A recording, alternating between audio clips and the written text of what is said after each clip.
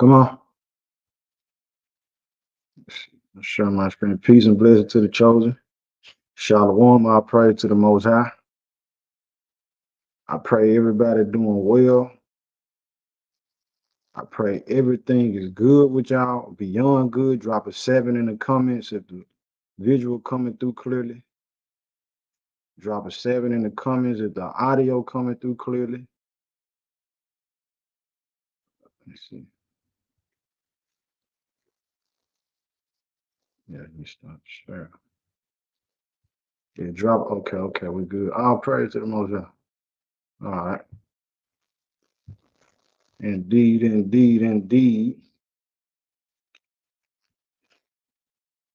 Played it by Cold Rain and Hebrew, my brother, man.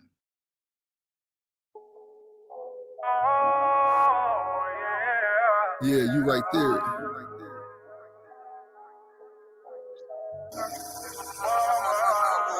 Virtuous woman, let the Most High mold you. Yeah, virtuous woman, I just wanna know you. I do. Virtuous woman, I just wanna hold you. Can I virtuous woman? Come and let me show you. Brenda had a baby, but Tasha had a baby too. But Tasha didn't run the streets. Tasha graduated school. Tasha wasn't focused on the party in the street life. Tasha got a job to make sure her baby eat right. Tasha baby father wasn't really in the picture. You can catch him on the corner with his boys drinking liquor. But Tasha never chased him down in the ghetto acting wild. Tasha had a reputation, always make her family proud. One of a kind. A queen of soul, a queen was told all she needed was a king to hold, a king to mold. Hearts is cold and she done seen everything in this life except the kingdom fold. Virtuous woman, let the Most High mold you. Yeah, virtuous woman, I just wanna know you. I do. Virtuous woman, I just wanna hold you. Can I hurt you as women? Come and let me show you. Most of our women are in the streets and some of them girls be acting violent. But what about the ones that know their kingdom's on the rise? They still their riches up in heaven. That lady, she's such a blessing. And baby know who she is and she don't be acting reckless anywhere she go. She ain't ever disrespectful the way she move, the way she talk. Yeah, baby be glowing, got her heart of gold. For a buster, she be hard to hold. Got her on all natural, no wigs, baby tight though. Exercise to get that body right. No lipo, the kind of girl you won't hesitate to wife for. Live for, fight for. Ever lose her love, you will cry for. Put it all on the line, willing to die for. All she need is a king on the throne. Honey, I'm home trying to get a bite of that apple like iPhones. Ain't tripping off no other chicks. Why bother? I put that on the father. I'm so glad I met Tasha. Yeah. Let the Most High mold you. Yeah. Virtuous woman, I just wanna know you. I do. Virtuous woman, I just wanna hold you. Can I hurt you as women? Come and let me show you. Oh.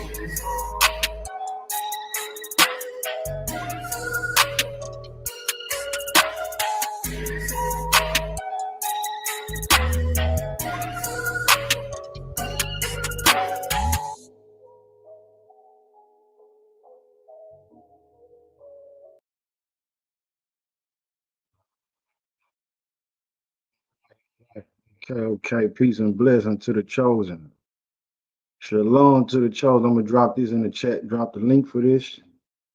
It's one of my favorite songs from Cold Rain and Hebrew, Virtuous Woman. All right, as always, all praises, all glory, all honor, all esteem all magnification, uh, all the claps, all that is due to the one who created everything. The Father lights, the Ancient of Days, uh, the Allah Hayim, or the power, the God, the authority of Abraham, Isaac, and Jacob, the same Jacob, whose name he changed to Israel. Uh, and that same Israel had 12 sons who are the patriarchs, who we descend from. We are the children of Israel. We are the true Jews. We are the true Hebrews. We are the true Israelites. Uh, Minus all the falsification that been went on by the pen of the scribe that didn't happen through over time when your enemies ruling over you and they got control over the history and how it's rolled out and presented to the world. All right, so now we got that understanding. Tonight's message, family, is let the wise women speak. Let the wise women speak. Smash the like button if you haven't already. What that's going to do is going to put this video in the algorithm for other brothers and sisters to be alerted by. Tonight's message can be touching or even life-changing for people who hear it. You get these different videos, ungodly or wicked, tempting or whatever it may be, on your timeline through your feed because a lot of people didn't hit the like button on that particular video. So if it's for a righteous cause, let us do so. Peace and blessings to all who viewing and all who will view.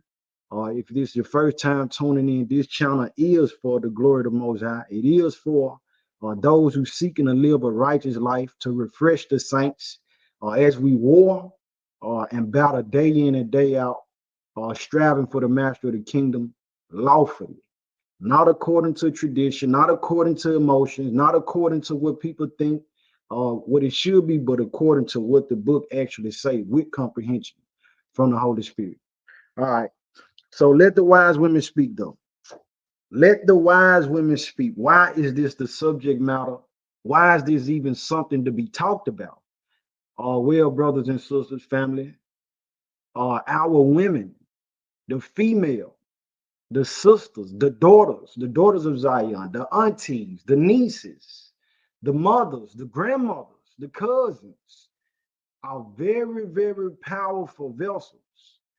What happens a lot of time, because we understand what the book say in the order of the household, many of the sisters have been put on the back burner or rendered to be obsolete and unuseful. What I'm saying is, you got the women of the world, the ungodly women, the treacherous women, the thoughts, even to go forth to say this is me using a biblical term, whores, being trained up, guided, and influenced by witches. These witches work for the adversary. They work for Hashatan. They work for the devil. And guess what? Their job is to influence your daughter, my daughter, our sisters, our mother, grandmothers, to be wicked agents and agents of chaos. The devil ain't telling them, hey, listen, you sell your soul to me, you come on the dark side, be quiet, don't say nothing. No, he said, man, y'all go out there and talk and yell and speak and do everything you want to do. And so on the right side, on the light side with the righteous rebels, many of the righteous rebels is telling the sisters, hey, be quiet, don't say nothing. Now it's a time for the sisters to speak.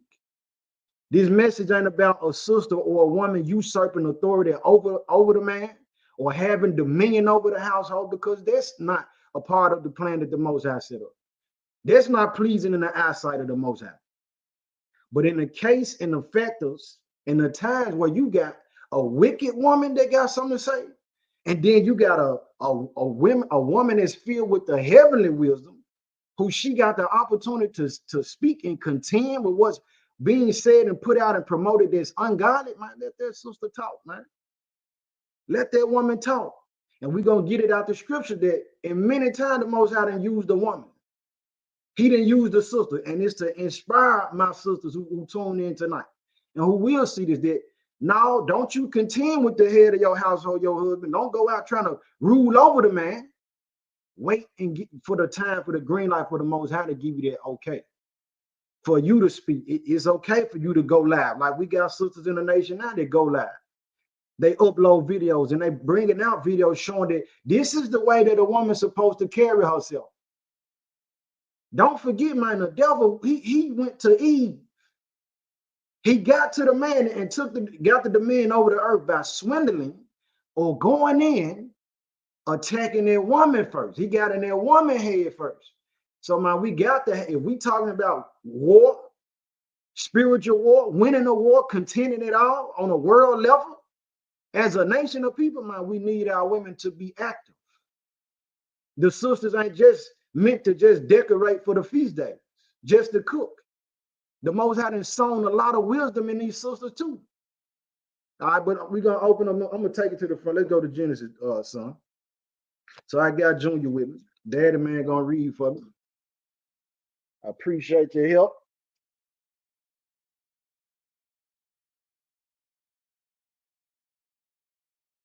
Endure century, peace and blessing to you. Widow in wisdom like Judith, and I am that I am. Peace and blessing to you. Genesis 1, start with 26.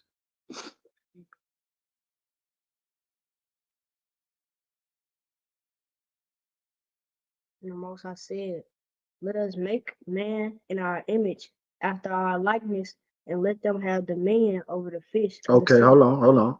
So it said the Most High said, let us make man in our image, after our likeness, and let them. So the original plan, the Most High had in mind, said, I'm going to use both of these genders, and it's only two. It ain't no such thing as no cisgender and all these other 54, 90 different genders. It's only two, a male and a female, man. And with that being said, the original plan from the creator said, let them, mankind, the male and the woman, let them have dominion. Go ahead, son. And the Most High said, let us make man in our image, after our likeness, and let them have dominion over the fish of the sea, and over the fowl of the air, and over the cattle, and over all the earth, and over every creeping thing that creepeth upon the earth. So the Most High created man in his own image. In the image of God created he him, male and female. Created he them. All right, male and female created he them. Verse 28. And the Most High blessed them and said unto them, be fruitful and multiply and replenish the earth and subdue it, and have dominion over the fish of the sea, and the fowl of the earth, and over every living thing that moveth upon the earth. All right, so the Most High blessed them and said, y'all have dominion. All right, so we're going to talk about it. We'll have another message, Most High say to say, about the brothers. But tonight, my goal is to inspire the sisters in righteousness, to shed light on the sisters in righteousness, to let y'all know, just like what it said at the bottom of the screen. The sisters got a powerful voice, can be used and utilized by the Most High. Let's go to Psalm 145. Let's go to Psalm 145. Indeed. So he said, bless them.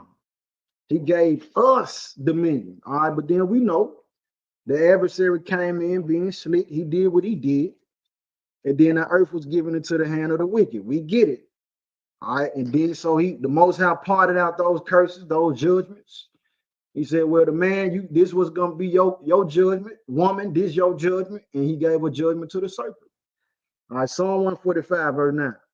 I will extol thee, my God, O King, and I will bless thee name forever and ever. Every day will I bless thee, and I will praise thy name forever and ever. Okay. Great is the Most High, and greatly to be praised, and his greatness is unsearchable. All right, jump down to verse 9. The Most High is good to all, and his tender mercies. All right, hold up. It said the Most High is good to all. He good to all in his tender mercy. So why am I going here? Because we can't exclude the women. We can't exclude the daughters of Zion from that. He said the Most High is good to all with his tender mercies. The thing that the sisters put up with, even, with the biological, the anatomy and physiology of women dealing with going through the time of the month. The Most High allows these females to, I'm gonna say the word, they drain for about 7 days and they still alive. He preserved them. He allowed these women to have what we miss and what we lack as men and males, to be the nurturers, to complete us. Because Adam, he looked on Adam and said, it ain't good for that man to be by himself. So let me make him help me. They have a purpose. They are useful. That you don't render these women to be useless and obsolete. We're supposed to utilize every source that we can in this war, man. Because on the opposite side, in darkness, like I'm gonna keep saying, Sexy Red is being put out heavily. Summer Walker is being put out heavily. They still get, every time you get Cardi B want to make a video, she releasing a new song, she gonna upload a video of her twerking. So for everything that they drop, we need to be having women countering what they doing. Go ahead. Most High is good to all, and his tender mercies are all his works. His tender mercies are over all his works. Go ahead. All thy works shall praise thee, O Most High, and thy saints shall bless thee. All your works shall praise thee. The man is likewise, the male likewise is the female. All right. Say, all thy works shall praise thee, O Holy One, and thy saints shall bless thee. All right. So let's jump back to Psalm chapter 50, though. Psalm chapter 50, because he said his saints. All right. So we want to make sure we're going to get into the details of this thing for the sisters. We're dealing with, our focus is on the women tonight. It's on the sister tonight. And any wise man, and even any wise sister, if it benefits the sisters, it's going to benefit the men. If it's done righteously. If the betterment of the women in righteousness is from the Most High, it's going to benefit the men who serve the Most High. All right. Psalm 50 and 5. What is a saint according to the book? Psalm, the 50th Psalm, chapter or verse 5. What do you say? Gather my saints together unto me, those that have made a covenant with me by sacrifice. All right. Gather my saints together unto me, those that have made a covenant with me by sacrifice. Go to Deuteronomy 29. All right. So we breaking it down in detail for what is a saint. What is a saint? Said those who entered into this covenant with me by sacrifice. All right, and covenant means agreement. So we're going to Deuteronomy 29. If you don't have your sword, your Bible, go get it. Get your highlighter, your pen, write these verses down. Write them down. Go to the other way. 21, you in 19. You're on 29. Deuteronomy 29, family. Deuteronomy 29, hit verse 1 for the context.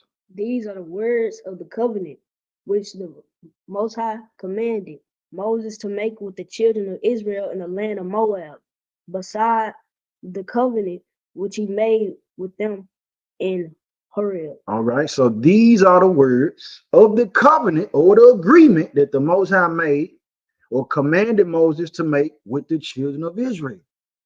All right, so the children of Israel don't just consist of men. It consists of women too.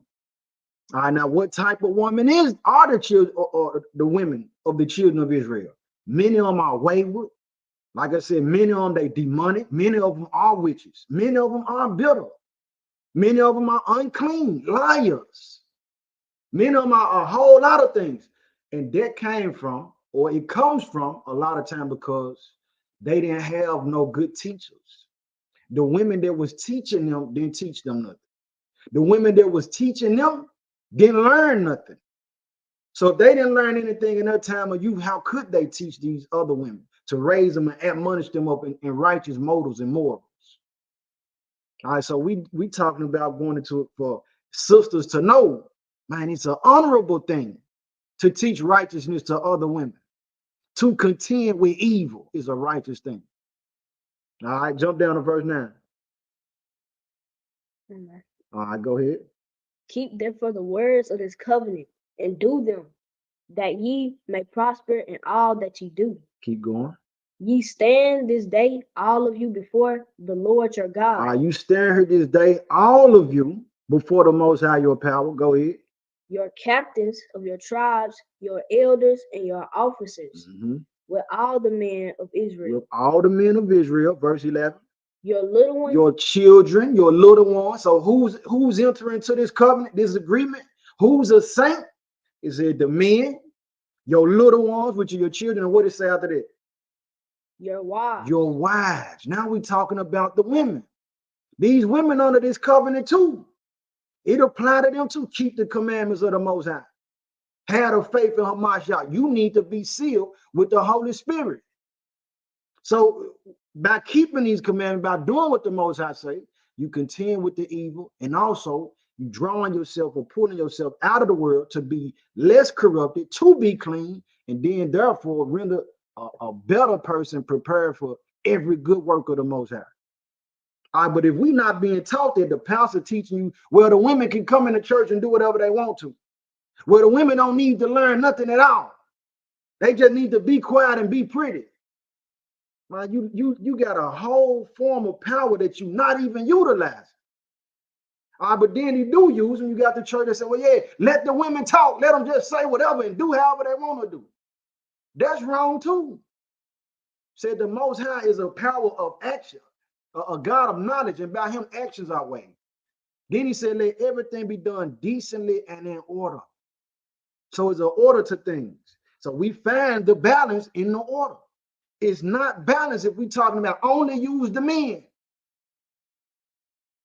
It's a time for these women and these sisters to teach too. It even tells us the children, said, out of the mouth of babes. So we can't forget those things. Read that again, son. Your little ones, your wives, and thy stranger that is in thy camp, from the hewer of thy wood into the drawer of thy water. Okay, keep going. That thou shouldest enter unto covenant with the Most High, thy power, and unto his oath, which the day of the Most High maketh, and thee this day. Maketh with thee this day. Keep going. That he may establish thee today for a people unto himself, and that he may be thee a God. Be unto thee. Be unto thee a God. And he hath said unto thee, and as he hath sworn unto thy fathers, to Abraham, to Isaac, and to Jacob. All right, so these sisters come from the bloodline of Abraham, Isaac, and Jacob too. They come from the patriarchs too. The nation wasn't built off just the brothers' family. It took that woman, that beautiful woman, that wonderful creation that the Most High called a female. Took them too. All right, take your time, son. So focus on what you're reading. Go ahead, keep going. But with him that standeth here with us this day, the ones that were standing there presently at that time, he said, I'm making a covenant with you. And what did it say after that? Before the Lord our power, and also with him that is not here with us today. And also with him that's not here with us today. That means for the generations to come in the future. The covenant didn't stop with just the women back then and the men and the children that from way back in that time.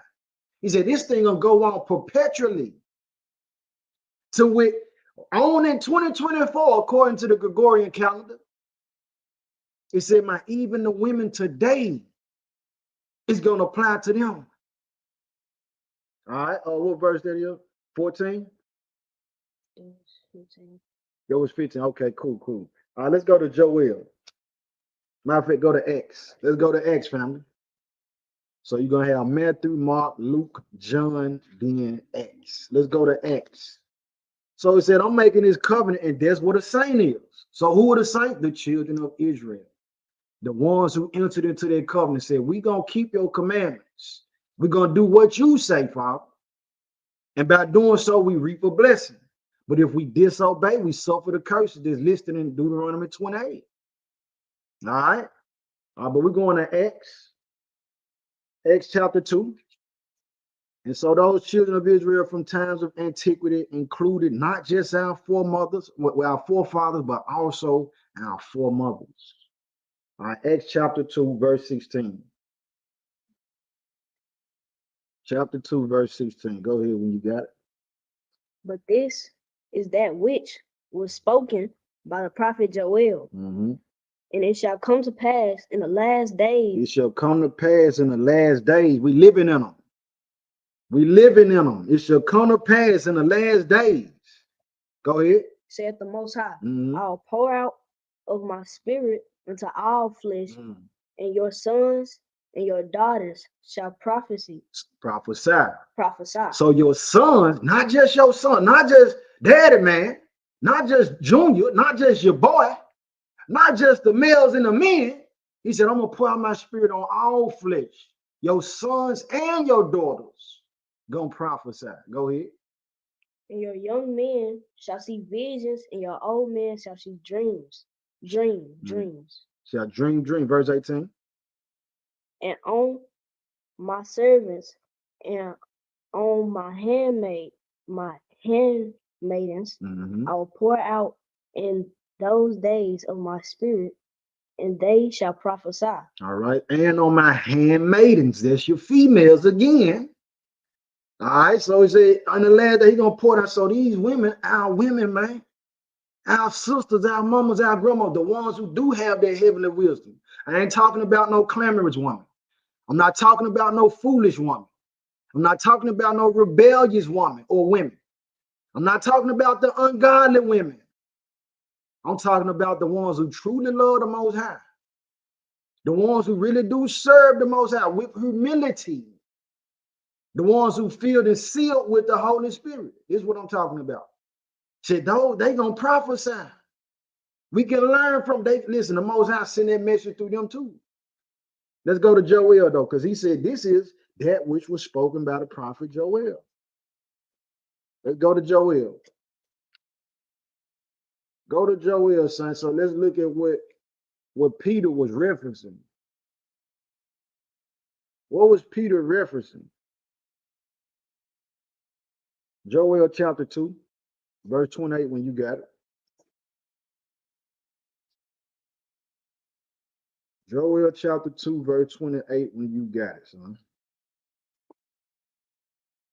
Think you pass it? You got Hosea. You got chapter 2, verse 28. Yes, indeed. Go ahead when you got it. And it shall come to pass afterward that I will pour out my spirit upon all flesh, and your sons and your daughters shall prophesy. Your old man shall dream dreams. Yes, indeed. Your young man shall see visions. And also upon the servants and upon the handmaidens, in those days I will pour out my spirit. And I will shew wonders in the heavens and in the earth, blood and fire and pillars of smoke. The sun shall be turned into darkness. Okay, that's all I want on it. So look, this is what we're looking at. Peter referenced this particular point of the oracles. This is the scroll he was referencing. Joel, man, you remember, or y'all heard about what was said in Joel. This was coming to pass right now. So sisters, women, daughters of Zion, daughters of Sarah, like the book will call you, being obedient and in righteousness. Listen, your voice matters. Your voice matters too. Don't be silent when you hearing these other women and we seeing these other women constantly promoting. They coming out with rituals, doing satanic dances, casting spells on the men and the women. On the men and the women through seances, through the legion that they've have sworn themselves to, the oath that they bind themselves by with the adversary. They said, I'm going to get as many souls as I can for the devil. That's what they holler. So we need sisters and women who got the opposite mindset on the light. As many souls as we can influence in righteousness, of course, in order to be an influence of righteousness, man. for these young girls. And then you got it even where it's a lot of men. It's certain men that won't even hear the word of the Most High from a man. They won't hear it from a brother. They need a woman to tell them because they say, oh man, like I spoke on this before, not for vanity's sake, because beauty is deceitful. All right, but if the Most High has blessed a woman to be beautiful and attractive, listen, that's not just for you to prance around. That's not for you to use for manipulation on men. To give it, that's used as a tool of fishing for souls. This man won't hear the word of the Most High, but everything that come out your mouth, just because you're attractive to him, he gonna listen. He gonna listen. All right, so if you're gonna, you know, have any type of, you don't want to be a trophy wife or a trophy woman. It ain't meant for that. All right, so I'm praying that this word get into all of our spirit. Brothers, don't quench the Holy Spirit that the Most High want to use that woman, man. He'll send a message. Look, this is what I'm saying. If the Most High gave you, man, the head of the household, all the answers, why would you need a helpmeet? Why would you need a woman at all? If you could do it all. He gave us these women to complete us. You gonna fill in what this man ain't. I'm gonna allow and utilize this woman in a way that I'm not gonna utilize the men, my sons. Now we can come to the understanding to know that there's balance and we need each other. Now we'll be a way more powerful team. Way more powerful team. Get a whole lot more accomplished. But now what they doing? They waging war on agendas. It's a gender war. Where the woman ain't this and the man ain't that. We devouring one another. I don't need a man. I don't need no woman. All this type of stuff. Man, you do. We do. We need each other. All right, let's go to Luke. Let's go to Luke, man. Luke chapter 2.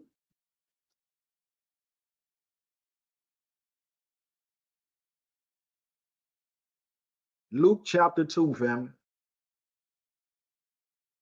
Luke chapter 2, family. Luke chapter 2, verse 25.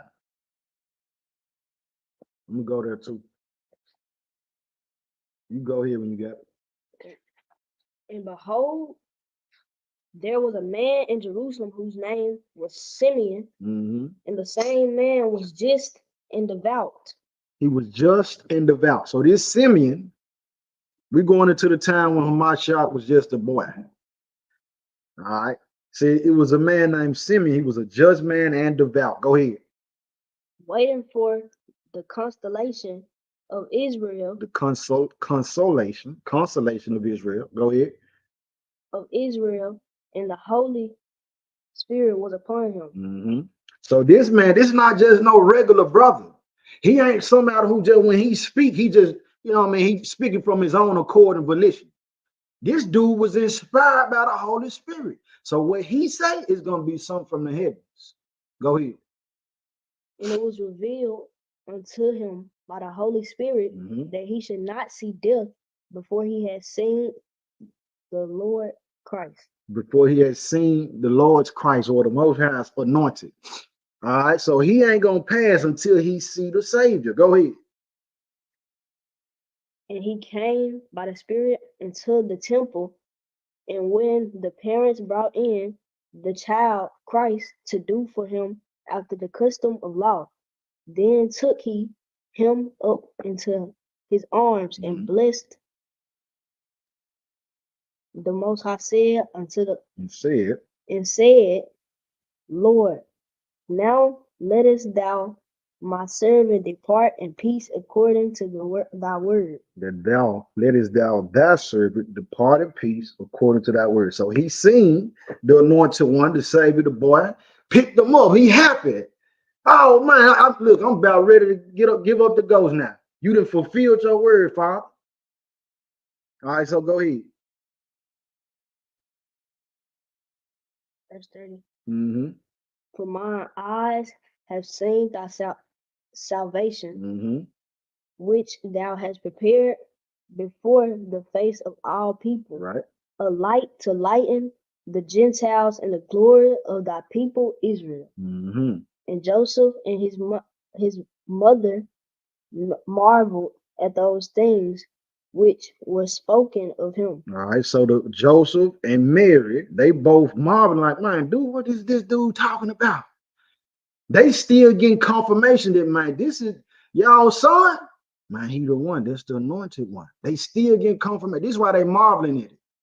They don't know who Simeon is. Dude come out of nowhere, excited about this young boy right here. But keep in mind, he moved by the Holy Spirit, man. Go ahead. And Simeon blessed them and said unto Mary his mother, behold, this child is set for the fall and rising again of many in Israel, and for a sign which shall be spoken against thy own soul, also that the thoughts of many hearts may be revealed.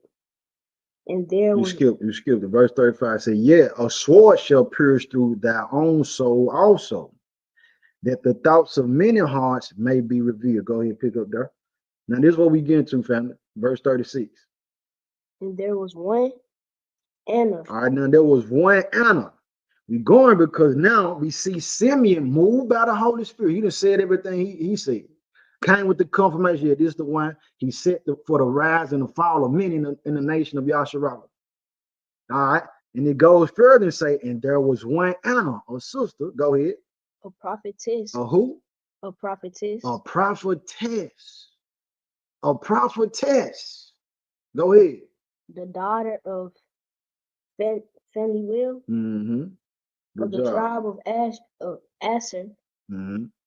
She was a great age and had lived with her husband 7 years from her virginity. And she was a widow of about 84 years, which departed not from the temple, but served the Most High with fastings and prayers night and day. All right, so this Anna is a widow. She 84 years old. Says she ain't depart, she ain't even leave the temple. She served the Most High with fasting and praying day and night. So this is a devout sister who's a prophetess. A prophetess is a female prophet, one who inspired by the Most High. All right, go ahead. And she coming in that instant gave thanks likewise unto the Most High, and spake of him to all that looked for redemption in Jerusalem. Of the Most High, they returned unto Galilee, to their own city, Nazareth. Okay. That's all I wanted. But we're going because this same Anna was able to confirm the same thing that Simeon said. That's what the book telling us. So this woman, the Most High gave a witness, first in the form of a male, sent Simeon through there. He said, matter of fact, I'm going to drive it in a little bit more. I'm going to solidify the faith a little more for him. Even like what the disciples had to ask them out. They said, we believe, but help our unbelief. So here it is. Simeon going to come through, but then I'm going to give you a second witness named Anna. And she going to be saying the same things that Simeon said. This female. All right. Go to 2 Kings. Let's go to 2 Kings, family. 2 Kings. So now we're going to give some examples of some prophetesses, some sisters. And we keeping in mind that a prophetess is a prophetess, but you got, just like you got false prophets, you got false prophetesses too. Now we're going to get that out the book. This is what I'm constantly saying and reiterating. Just like what it say, righteous women have a powerful voice. Let it be done orderly from the Most High, man. Let it be inspired by the Most High, not of your own volition. Not from a place just because you emotional. Not just because you want to be seen. You know what I mean? Do it in a way where the Most High going to be glorified. Not for your own glory and lifting up. All right? Peace and blessings to you, Amar Yashara. Indeed, peace and blessings to the whole chat, man. Smash the like button if you haven't already. Smash the like button if you haven't already. So don't just come in the house, sitting out on the couch, kicking your feet up, going out in the refrigerator. You ain't made yourself known or nothing. Come on now. Where your home manners at? I'm just playing with y'all, man. All right, but we in 2 Kings 22. 2 Kings chapter 22. Let's see. We're going to do this whole chapter here because I want to drive in this point for us to understand what's really going on. Start with verse 1. Josiah was 8 years old when he began to reign, and he reigned 31 years in Jerusalem. And his mother's name was Jedidah, the daughter of Adiah of Boskath. Okay. And he did that which was right in the sight of the Most High, and walked in all the way of David his father, and turned not aside to the right hand or to the left. So this man, this King Josiah, which began to reign at 8 years old, he did that thing which was right in the sight of the Most High. All right, keep going. And it came to pass in the 18th year of the king Josiah that the king sent Shaphan, the son of Azaliah, the son of Meshullam, the scribe, to the house of the Most High, saying, Go up to Hilkiah, the high priest, that he may sum the silver which he is brought into the house of the Most High, which the keepers of the door have gathered of the people. All right, so the king said, you know what? I need to take inventory about the funds with the temple in the house of the Most High. Hey, Hilkiah, go check on it for me. That's what he's saying. Verse 5. Let me give you a break a little bit. It says, and let them deliver it into the hand of the doers of the work that have the oversight of the house of the Most High. And let them give it to the doers of the work which is in the house of the Most High, to repair the breaches of the house, unto carpenters and builders and masons, and to buy timber and hewn stone to repair the house. Howbeit there was no reckoning made with them of the money that was delivered into their hand, because they dealt faithfully. So he didn't even have to check behind these brothers to see, like, I don't know if they're going to try to finesse me with the money or what. Now I said, man, these is pretty much trustworthy brothers. All right.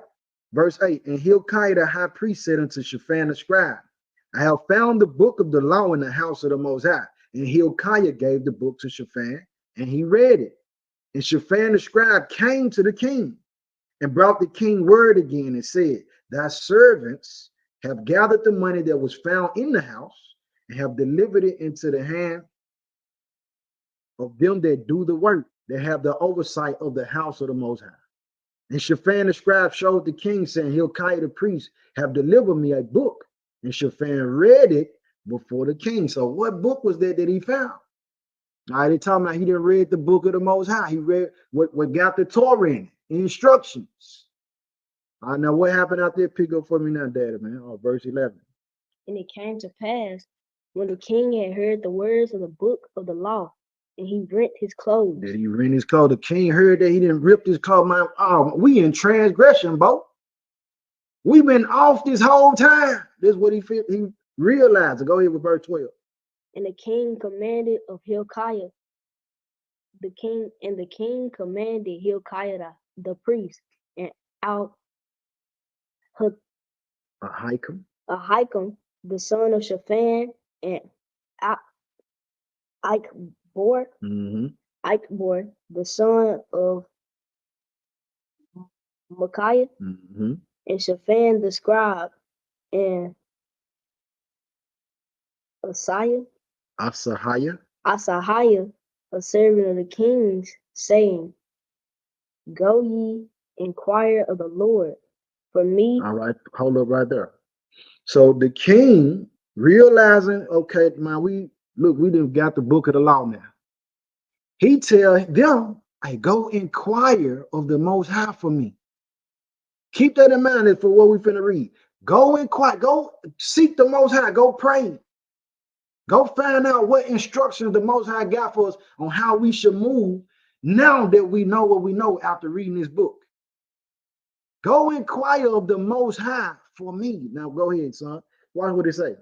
And for the people and for all Judah concerning the words of this book that is found. For great is the wrath of the Most High that is kindled against us, because our fathers have not hearkened unto the words of this book to do according unto all that which is written concerning us. So Hilkiah the priest and Ahikam and Akbor and Shaphan and Asahiah went unto Huldah the prophetess. They went to who? Huldah. They went to who? Huldah the prophetess. So it said, we going back, Josiah said, and this is a man who righteous. Said he did what's right in the eyes of the Most High. Go inquire of the Most High for me and for the people and all Judah concerning this book that's written. And where it say they went to? Shaphan, they went and hollered at Huldah the prophetess. They didn't go to no prophet. Family, they went to a woman. They went to a sister. And the book tells us everything written aforetime is written for our learning. So we're going because sisters, the Most High can use you. He can send a word through you for the nation. But you got to be putting yourself in position for him to speak to you and for you to perceive what he's saying.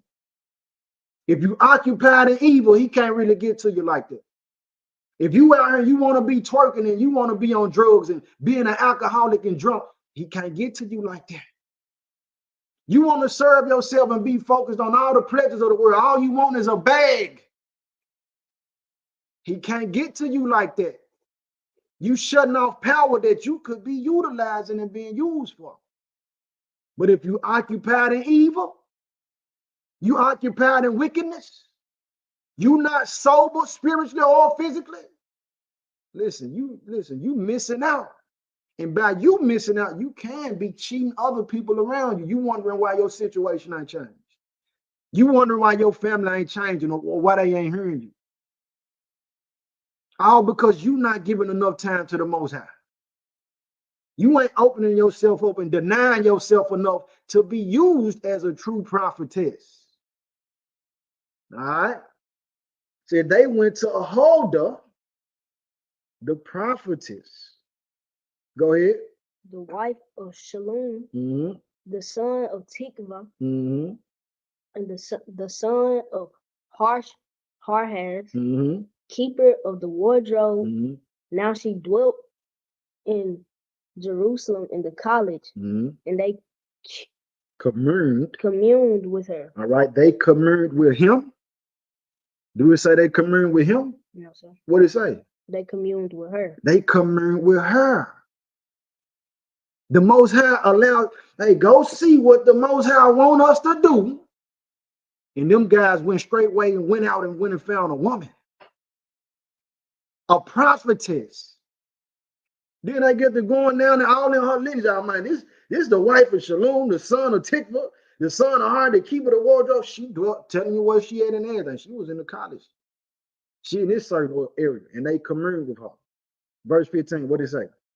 And she said unto them, thus saith the Lord thy power, our power of Israel. This, so she don't come off her own accord. She said, man, this is what the Most High saying for us. Go ahead. Tell the man that sent you to me. Thus saith the Most High, behold, I will bring evil upon this place, and upon the inhabitants thereof, even all the words of the book which the king of Judah hath read. She running it back to him. Listen, this is what the Most High gonna turn the bottom out this jump, man. He gonna do what he said concerning the thing that you done read in this book. This coming from this, the word of the Most High coming through the vessel of a female. Let the wise women speak, man. Let the wise women speak. Go ahead. Because they have forsaken me and have buried incense unto other gods, that they might provoke me to anger with all the works of their hands. Therefore my wrath shall not be kindled shall be kindled against this place, and shall not be quenched. But to the king of Judah, which sent you to inquire of the Most High, thus shall ye say to him, Thus saith the Most High, of the God of Israel, as touching the words which thou hast heard. All right, so thus saith the Most High power of Israel, touching the words that you heard. So here's the message for you to take back to the king. Verse 19, what did it say? Because thy heart was tender. Because your heart was tender, because you did humble yourself, because you heard the word and didn't harden your heart and didn't want to hear it, because you actually got a mindset that's open enough that if the Most High decide to send the word through a woman, through the daughter of Zion, you got an ear for it. You listening for it. You ain't saying, oh man, that woman can't tell me nothing. I'm the head of the household. I'm the king.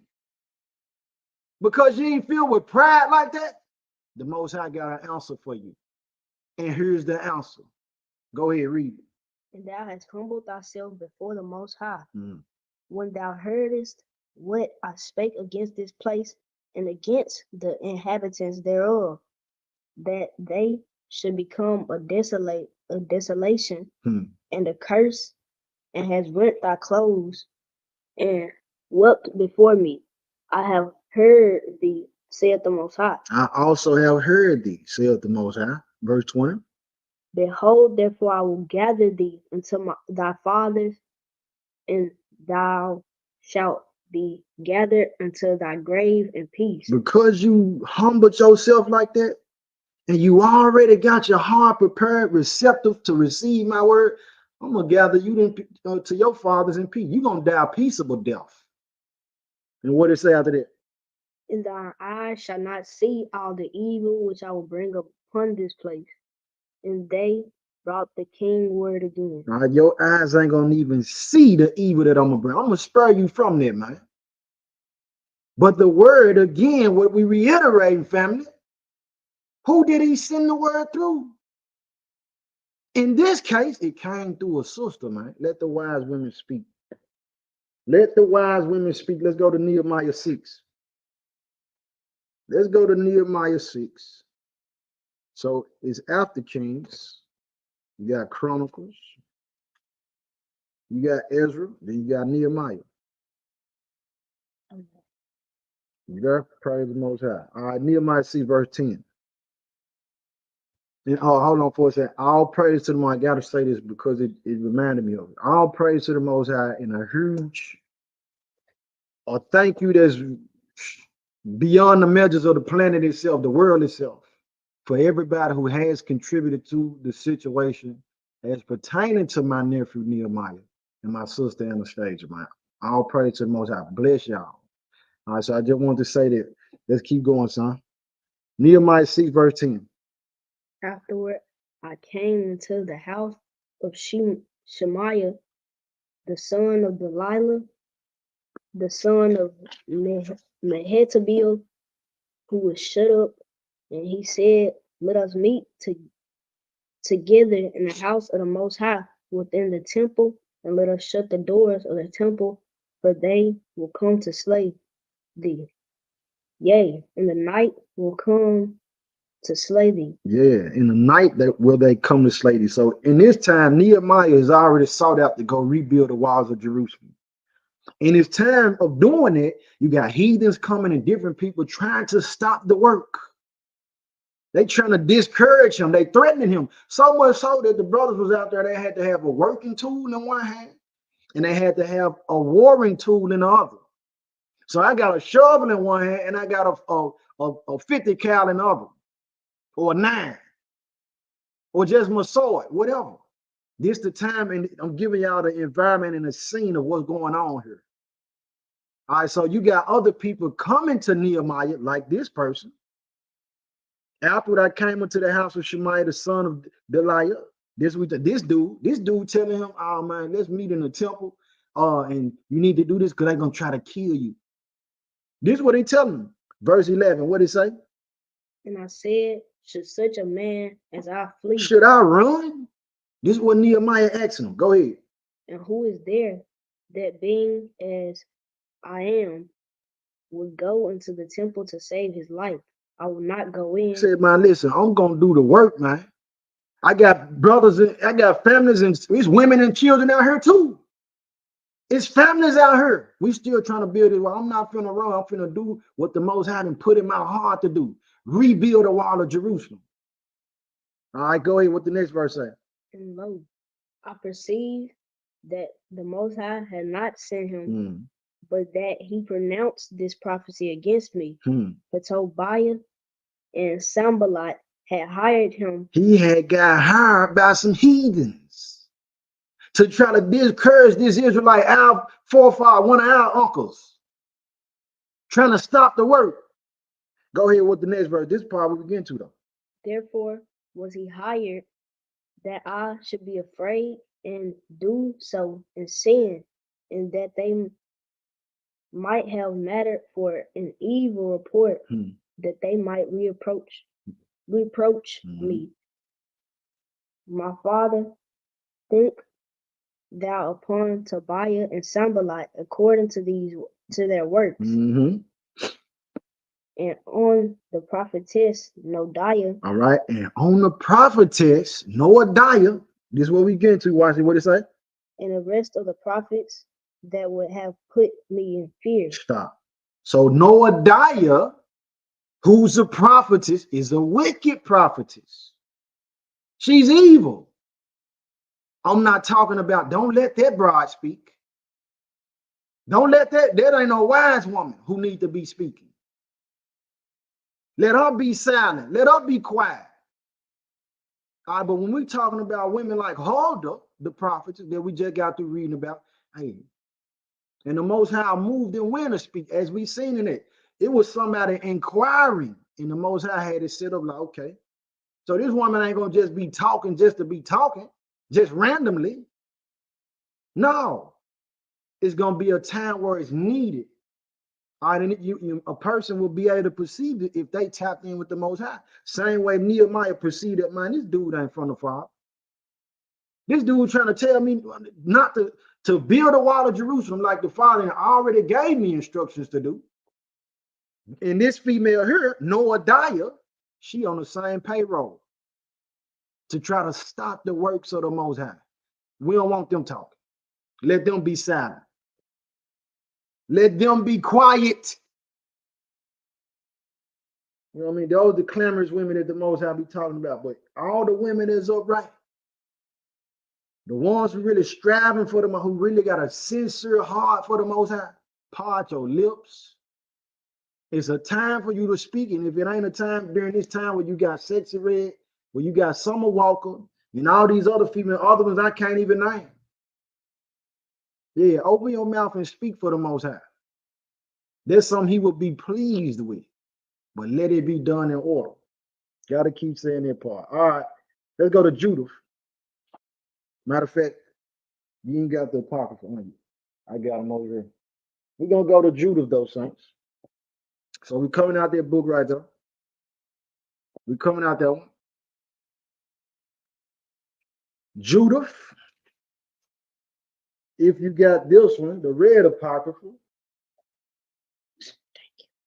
Thank you. Judith chapter 7. Judith chapter 7. Let's see. We're going to start with 17. Yes, indeed. So for the sisters who tuning in and will tune in for inspiration, if you're not familiar with Judith, man, it's a beautiful story.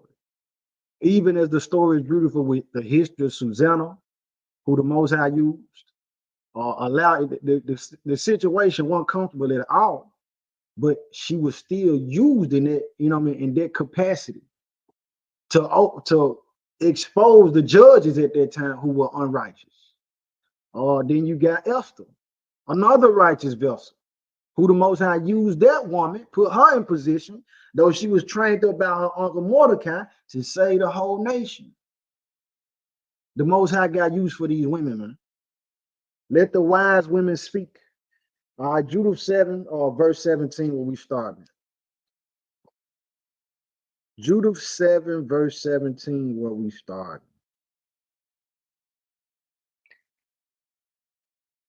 Let me know if you want me to take it over for a second.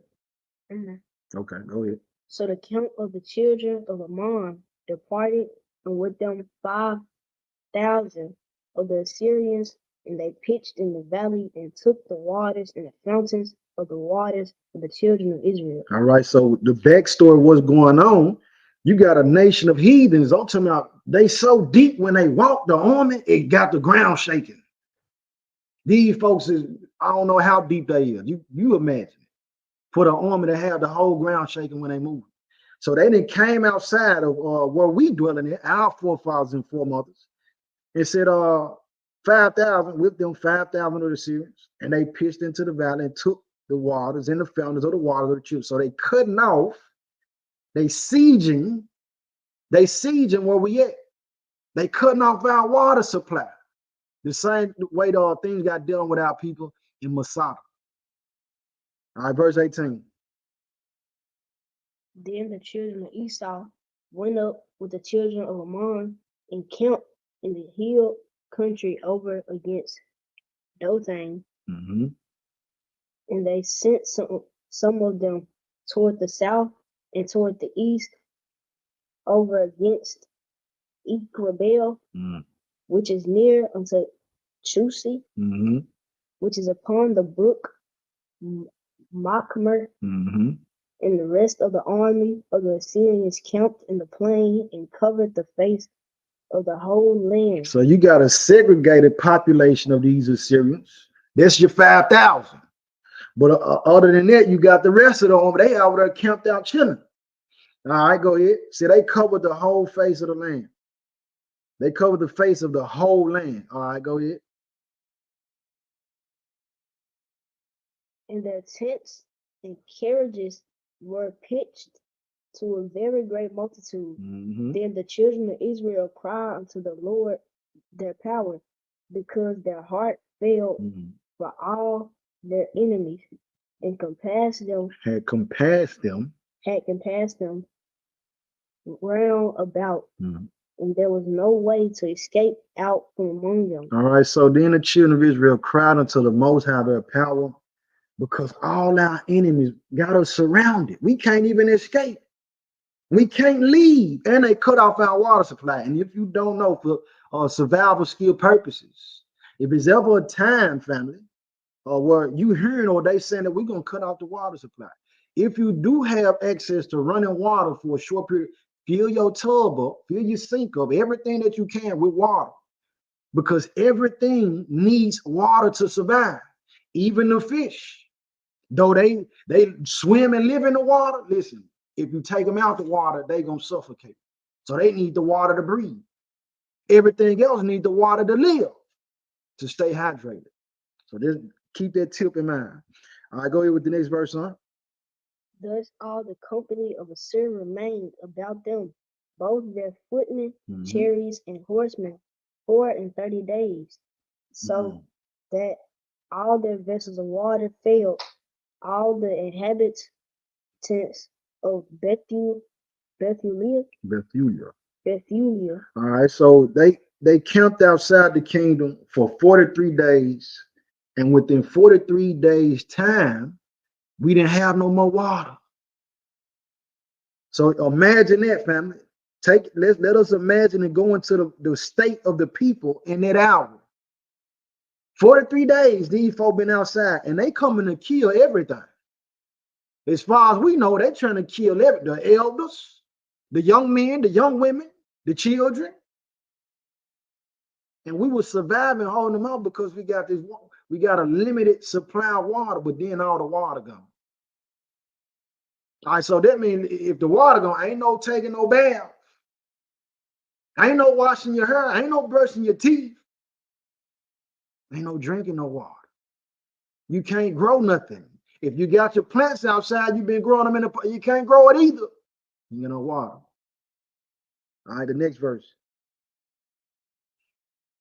And the cisterns were empty, and they had not water to drink their fill for 1 day, for they gave them drink by measure. Therefore their young children were out of heart, and their women and young men fainted for thirst and fell down in the streets of the city and by the passages of the gates, and there was no longer any strength in them.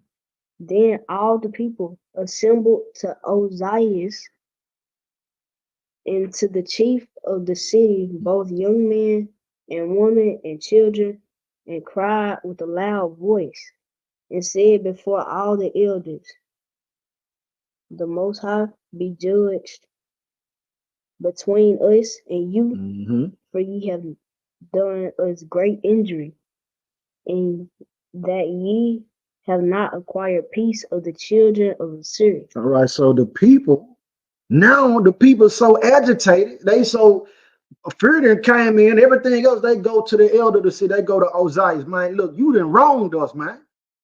You know these folks encamped outside the kingdom. You ain't try to go out there and make no peace with them. You gonna let us die like this? Imagine him. All the people in the kingdom, they coming up against you like, bro, you must trying to kill us. You don't care about us. Everybody complaining. Go ahead. 25. Moreover, let us give thanks to the Most High. 25, the beginning of 25, verse 25. For now. About 25%.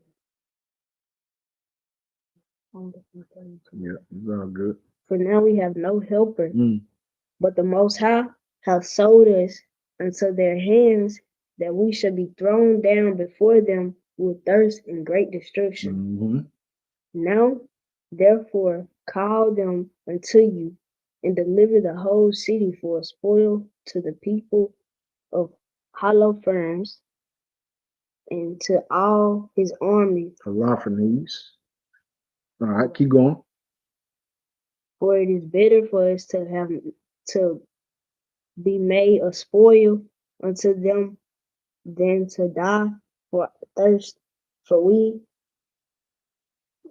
will not see death of our infants before our eyes. No, for we will be his servants. For we will be his servants. I got you. That our souls may live and not see the death of our infants before our eyes, nor our wives, nor our children to die.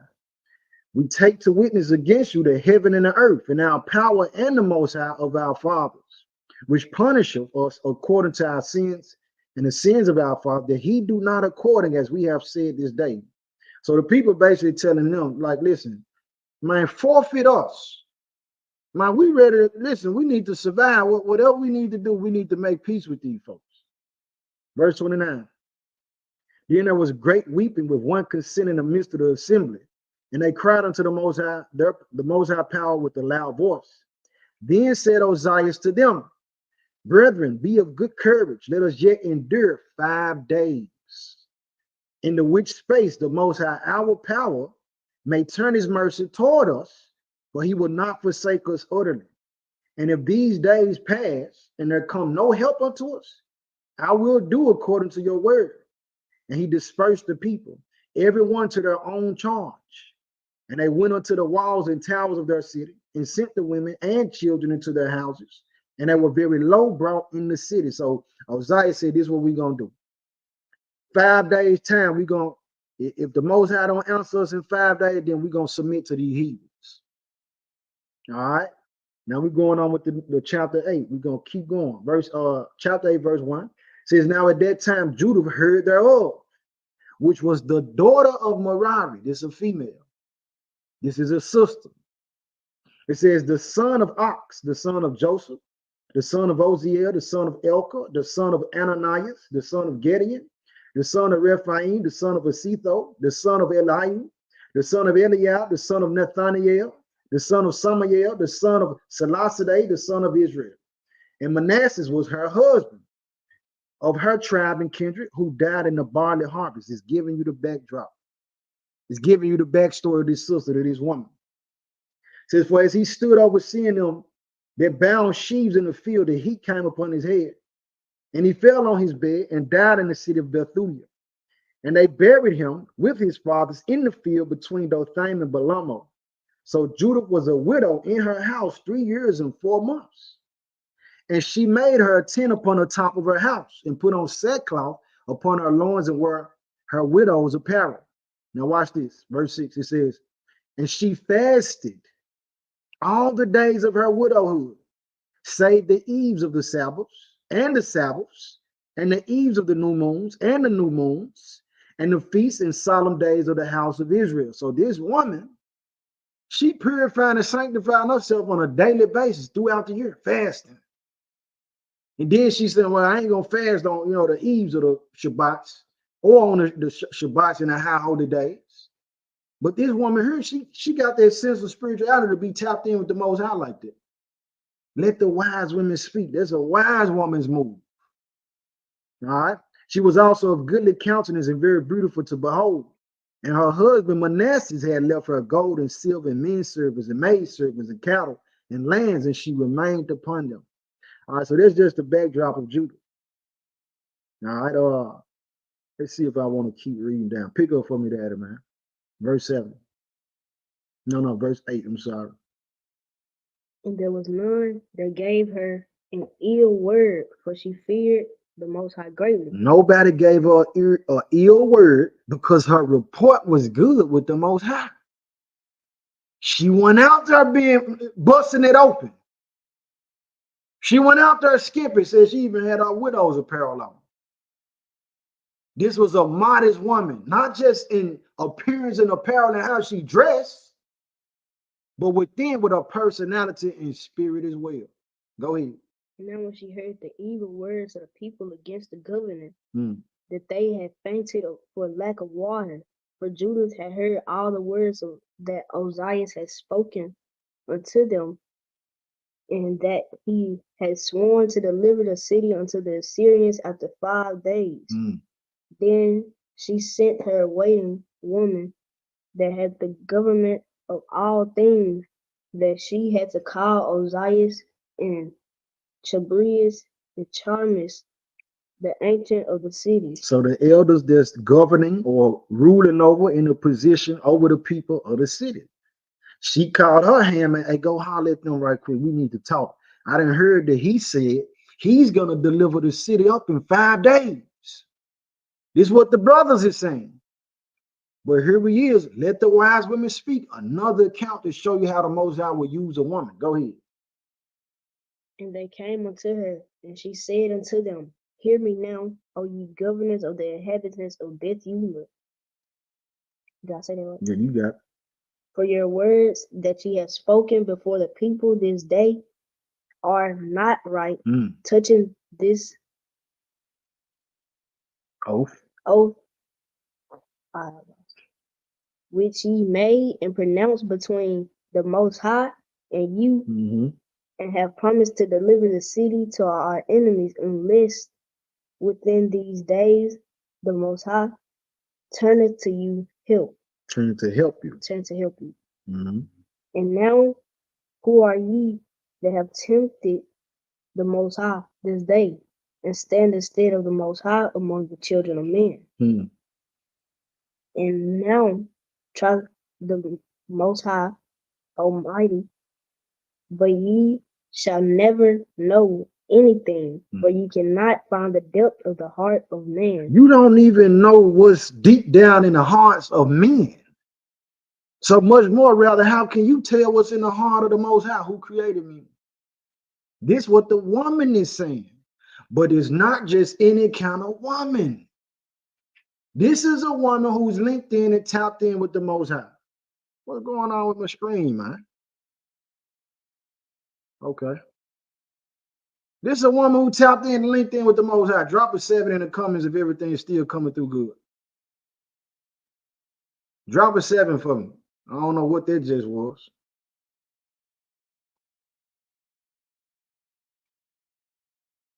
Let me know everything is still coming through clearly. Drop a 7. Okay, all praise to the Most High. All praise to the Most High. The water, thank y'all. All right, so what we at again, Daddy man? What we just leave from? Let's see. Yeah, 14. For you cannot find the depth of the heart of man. Go ahead. What it say after that? Neither can you perceive the things that he thinketh. Then how can you search out the Most High that have made all these things and know his mind or comprehend his purpose? Nay, my brethren, provoke not the Most High our power to anger. Don't provoke the Most High. So, and this is something that I learned when I read this. A lot of times, family, what we would do, we'll say, well, if the Most High got me, or if he gonna do this for me, he gonna do such and such. Well, really what we saying, we trying to control the Most High to have him to respond to a situation how we want him to. We can't do that. He is who he is.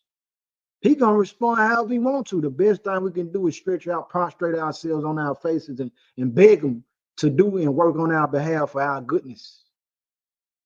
All right, I know I've used it many times to say, or in a story with Gideon, if I'm not mistaken, well, Father, if this is what it is, then let this happen. Gideon say, well, if you with me, you truly using me, you're gonna deliver us, then let the dew only be on the fleece. Or if not, then let the fleece be dry and everything else be wet. We always looking for that sign and confirmation. All right, so I get that. But we can talk about that in another message. But here, what we coming to find out, family, this woman is tapped in with the Most High, man. So she got that spiritual ear where she can hear what it is, the will of the Most High in this matter. Go ahead with the next verse. For if he will not help us within these 5 days, he has power to defend us when he will even every day, or to destroy us before our enemies. Yes, indeed. Go ahead. Do not bind the counsels of the Most High our power, for the Most High is not as a man, that he may be threatened, neither is he as the Son of Man, that he should be wavering.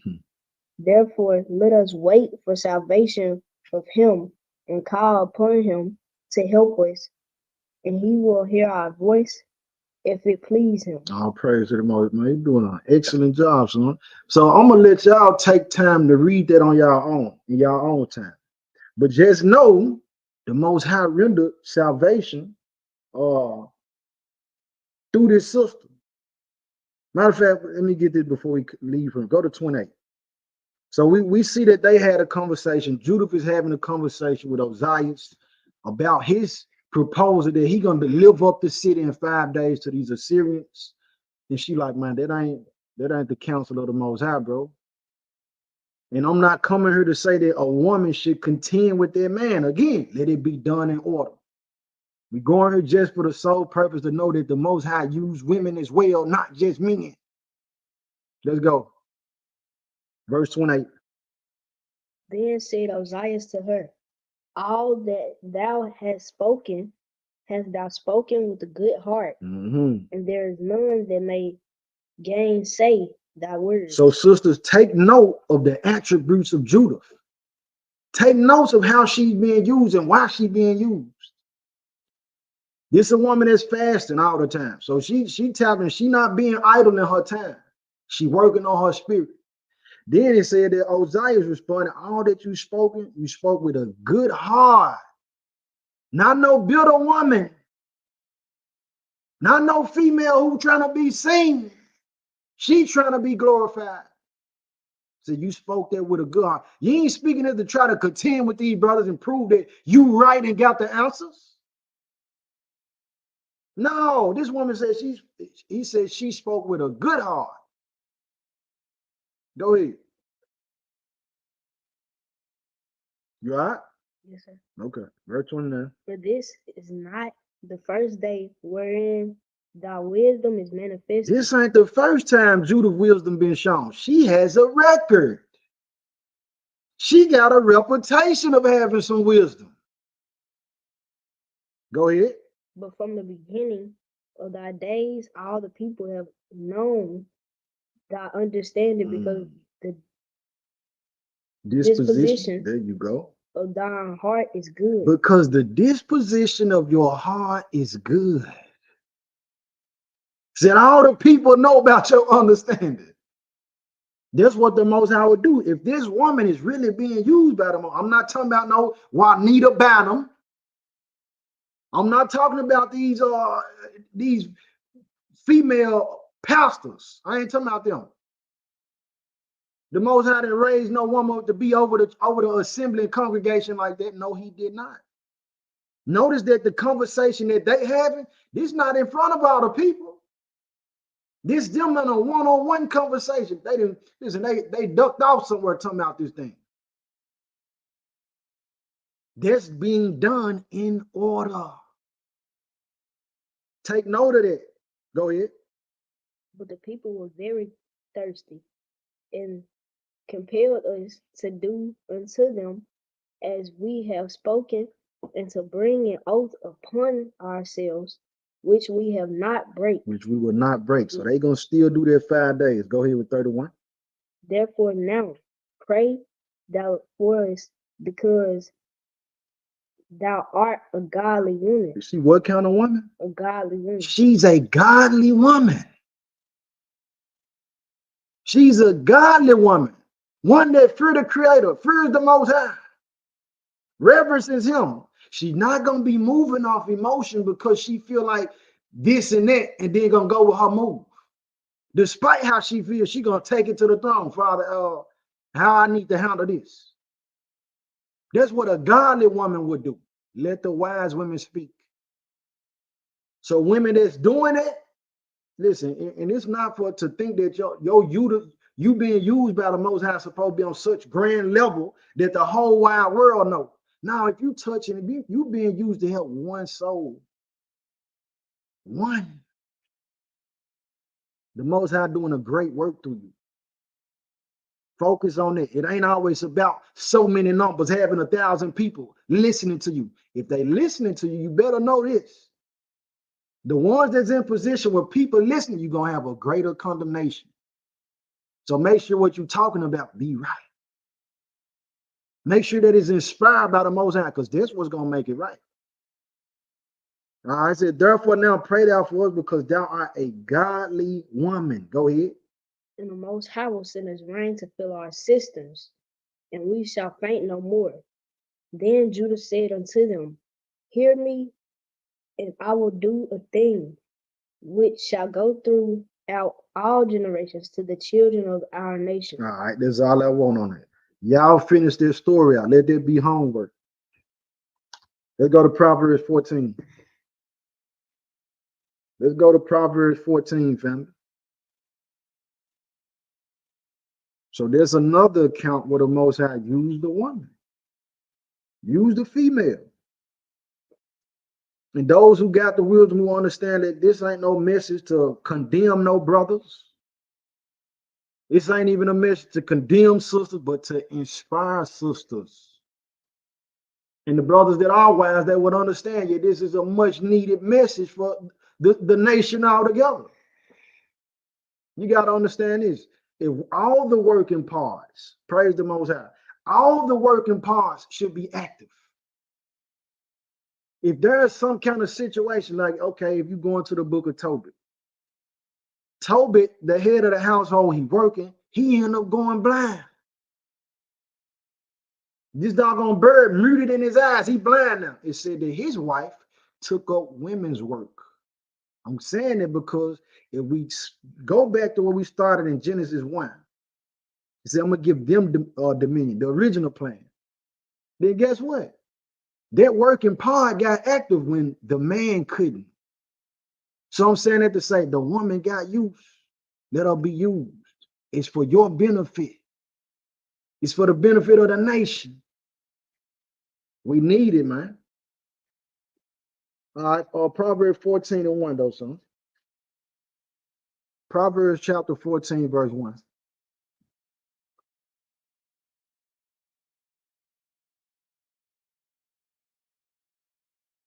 Whenever you're ready, you got it. Every wise woman buildeth her house. Every wise woman buildeth her house. Go ahead.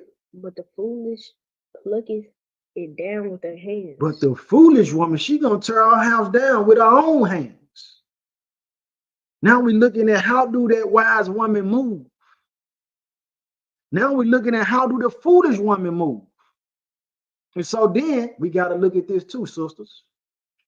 If you that wise woman and you see a sister turn her own house down being foolish, it may be your contingent upon you. It might be something that you need. Hey, sis, listen, that ain't how you supposed to be moving. You turn your house down.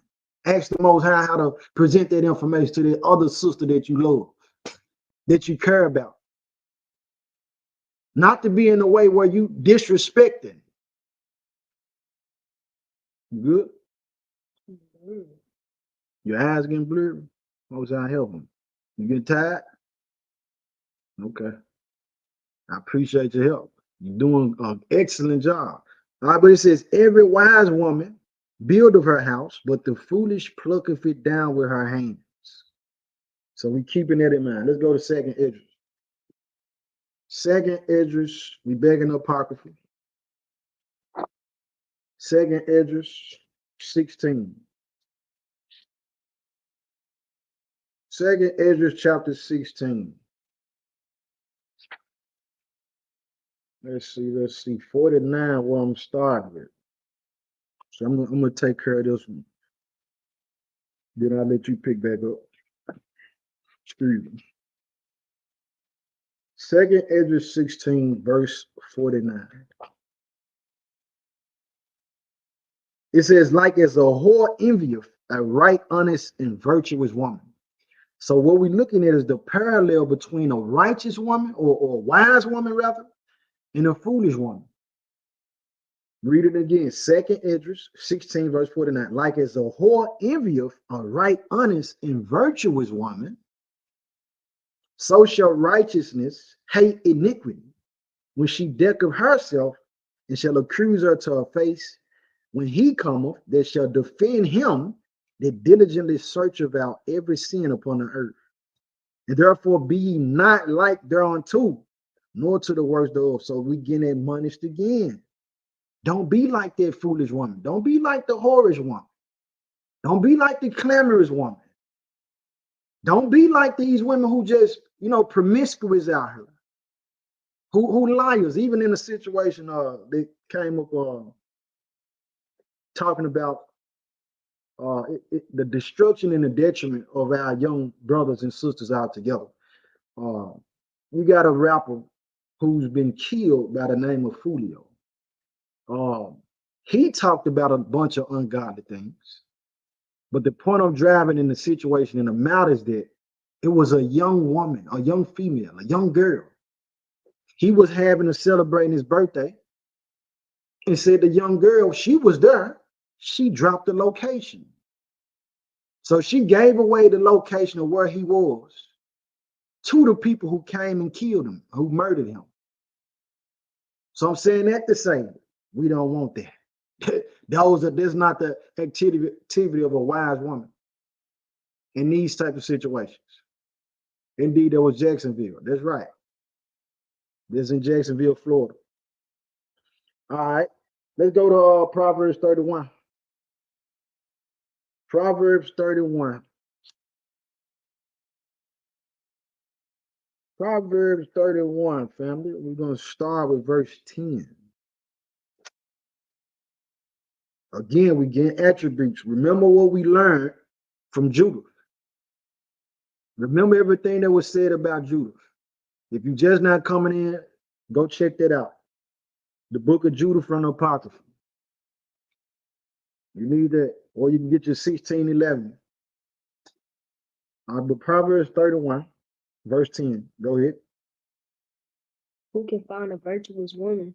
For her price is far above rubies. Right. Find a virtuous woman. One who got morals. One who not worldly. One who's not wayward. One who she got her ears closed to what the enemy's saying. She perceives what the enemy is saying, and how? Because she runs into the tower of the Most High. She's constantly giving her time to the Most High, her focusing her mind to the Most High. Strengthening, girding herself up, being strengthened in spirit, because that's who she leaning on. So who can find that virtuous woman? For her price is far above rubies. You can't put no price on that type of woman. Go ahead, verse 11. The heart of her husband doth safety trust in her, so that he shall have no need of spoil. This wise woman who's tapped in, her fear of the Most High is greater than anything. And that's the whole time. When you're dealing with a woman who actually fears the Most High, that man can trust that that woman ain't going to betray him. Why? Because she know, and her conviction is beyond him. She like, no, I'm worried. I'm going to do the right thing because what the Most High already saying, what the Most High already put down. So whether this man do right or wrong, she going to be trying to do right because she fears the Most High. And that's the same flavor with the man. That's how they're supposed to go. Keep going. She will do him good and not evil all the days of her life. She seeketh wool and flax, and worketh willingly with her hands. She is like the merchant's ship. She brings her food from afar. She rises also while it is yet night, and giveth meat to her house, and a portion to her maidens. So this woman here, she putting in work. She's not idle. And I'll pray to the Doster group. Praise the Most High. Thank you. May that blessing be pressed down, shaken together, running over without measure in every area of your life. Forgiven. I do see it. And I do approve it. So that's for you, Daddy, man. Indeed.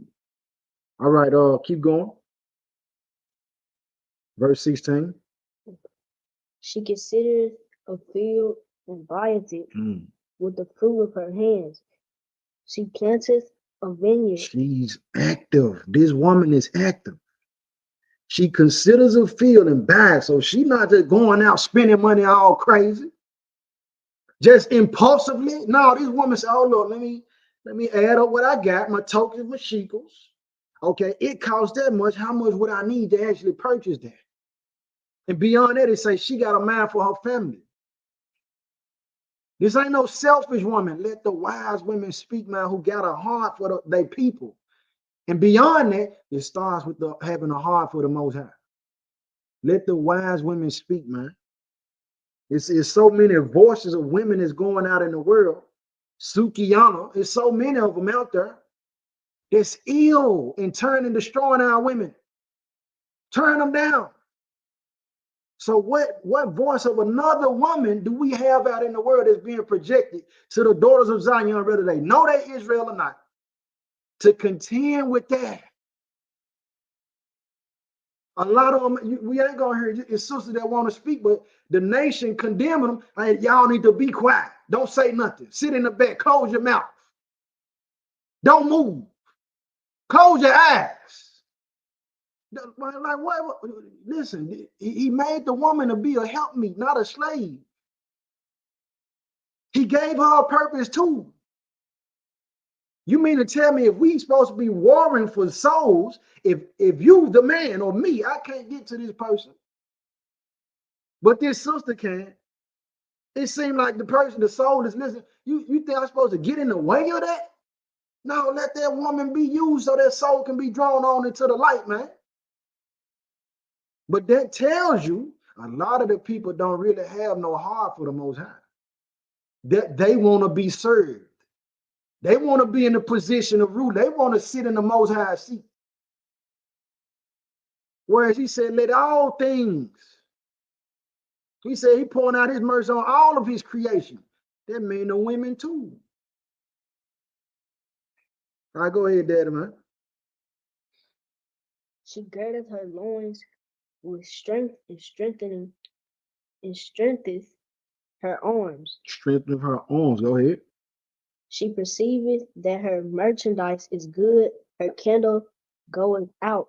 Goeth not out. Goeth not out by night. Mm-hmm. She layeth her hands to the spindle, and her hands hold the distaff.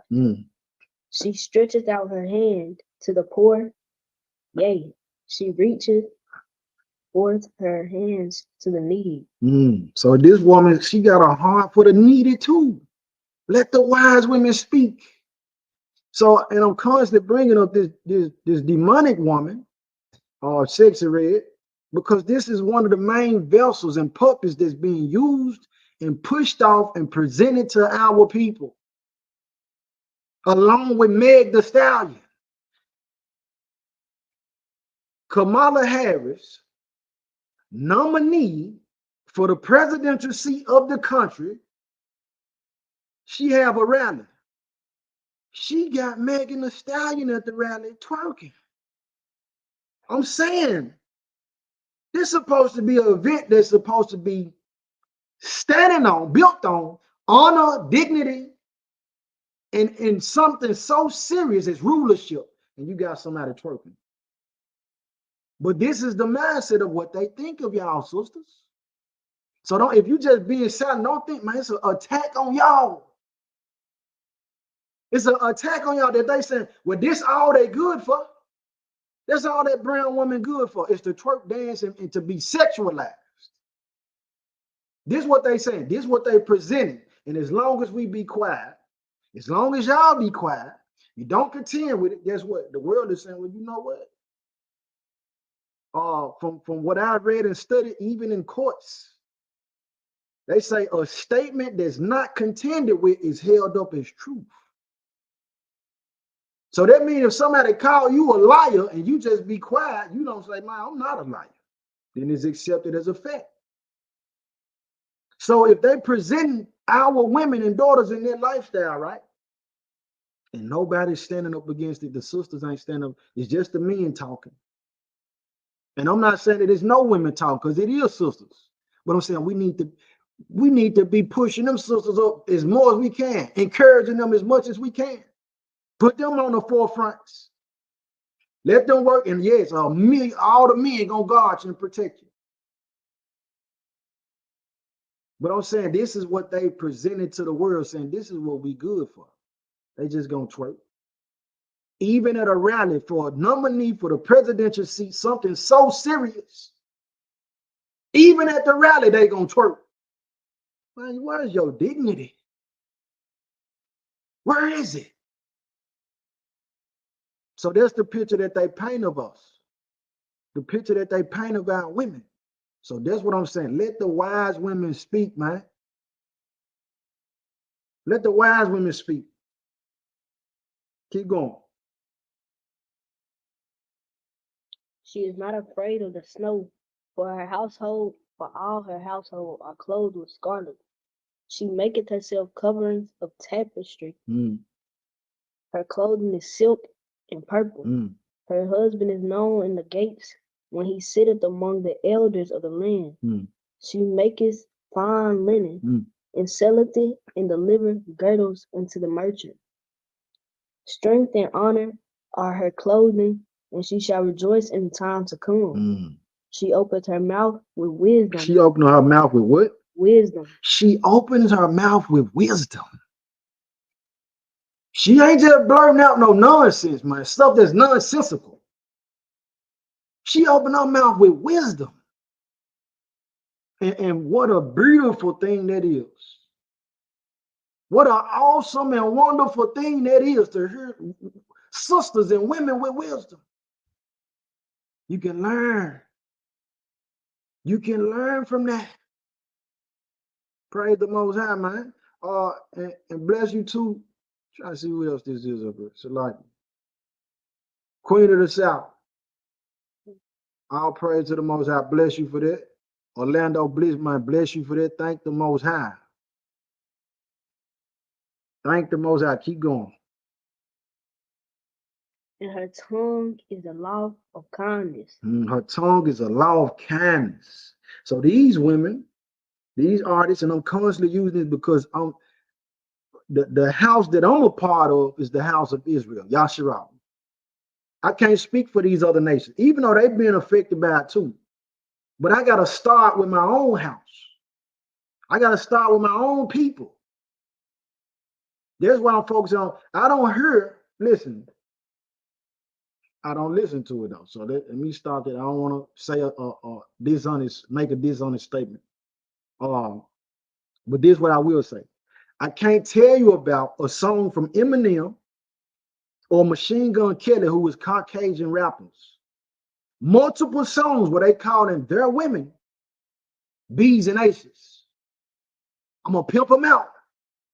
And listen, you got dude Eminem was in they've even said that this dude is the greatest rapper. And I'm saying it to say, look at the pedestal that they got him on. So if he's on that pedestal, when he speak, he's gonna influence all types of ears, a lot of people. But within his music, he ain't talking about, hey, I'm gonna go pull up and spin a block on some other white boys. I'm finna go kill a bunch of white boys. I'm finna go pimp out a bunch of little white girls, white women. Good. Go ahead. I don't hear that in their music. But we hearing it from even Quavo, who was at the rally. He endorsing Kamala Harris. These artists in our community from out, they putting out the word to our women, saying that y'all ain't no good. I don't need you. I'm gonna influence you to be a harlot by just trying to pay you for it. I want you to catch a body with, let me have a part of your body for this Birkin bag. I'll buy you a bundle of weave. The same weave that got a spirit in it from the Indians. That they done processed and took through this ritual. Now you walking around, sister. Don't even feel like yourself. I had to tell a sister years ago. When our women don't have the weave in their head, they don't have the weave in their head, she pop up and come to work with the red hat pulled all the way down. Unactive. I see. So you had something like that in there already, huh? Okay. Praise the Most High. But be a whole different person. Not confident, not motivated, not talking. Listen, your walk even change. Your walk even change when you ain't got that weave in your head.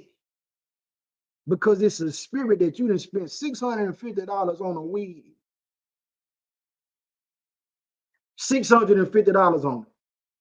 To pay for a spirit to be on you that's damaging and degrading. Don't even feel beautiful without the weave. Without somebody, another human who's an idol, who worships another deity that hate men. Pay $650 to put it on top of your head. Cut all the hair off your head to put this wig on. How did it happen?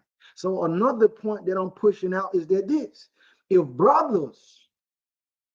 if all the men say, man, we're going to shun and ridicule the activity and the behavior that's ungodly of ungodly women. We're not going to allow our attention to be taken or used or, fed into when a woman come off as a harlot, man. They going about it, weaving the lashes and all that and dressing like it because men are reacting to it. The men say, oh yeah, I like that. Well, hey, let me get that. I'm gonna follow up behind. Whatever you need me to do. But if men were saying, man, you look nasty, man. I don't want none of that. Go put some clothes on. If we all move like, I guarantee you the women would say, men don't like this. They're going to do what we like. They trying to catch a man. Let's keep reading. 27. She looketh well to the ways of her household, and eateth not the bread of idleness. Eateth not the bread of idleness. So she ain't just being still. She's in motion. She's active. She's being used. She's doing something. She's busy, but she's busy for a righteous reason and a righteous cause. Let the wise women speak. Let the wise women speak who are able to tell these other sisters that don't know. You got even like this wicked system. You got a drug called fentanyl. That if you take this drug, you're going to either get high or die. The percentage and the chance of this, that's your chance. You got a 50% chance of living or dying. Don't you know what's on the same level of that? Getting a BBL. Getting a BBL is the most dangerous surgery that's known to physicians right now. But you got a lot of our women flying out to Brazil to go get it, out the country, going to Florida, putting their souls and their lives on the line. And if you don't know, guess what? Listen, you might have it now if they make it look right, but when you get old, everything gonna say. Go ahead. Her children arise up and call her blessed. Her husband also, and he praises her. Many daughters have done virtuously, but thou excellest them all. Favor is deceitful. Favor is deceitful. Go ahead. And beauty is vain. Beauty is what? Vain. Beauty is vain. Because it goes beyond your wisdom. Yeah, you might be attractive in your face. You might have a nice shape, but where your mind at? When you open your mouth, it's automatically just wrong. Distasteful. Like no sense at all. Blurting out, spilling out, spewing out none but foolishness. Said favor is deceitful, and beauty is vain. So you gotta have a beauty that's beyond your appearance. What's your personality and spirit like, sis? Let the wise women speak. Go ahead. Favor is deceitful and beauty is vain, but a woman that feareth the Most High shall be praised. But a woman that feareth the Most High, she shall be praised. Go ahead. Give her of the fruit of her hands, and let her own works praise her in the gates. Let her own works praise her in the gates. And you best believe that works both ways. Because the evil works, guess what? You're going to have recompense for that too. Sister, woman, you're going to have recompense for whatever works you put in. Let's go to Jeremiah 31. Jeremiah 31.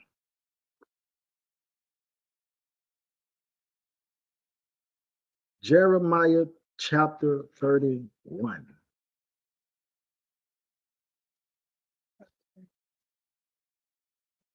Excuse me. Let me get there with you. Verse 22. Okay. Go ahead. How long wilt thou go about, O thou backsliding daughter? How long you gonna go about, oh backsliding daughter? You got some women right now filled with wisdom. You know the Most High then already showed you this and that, and you then went back to the world.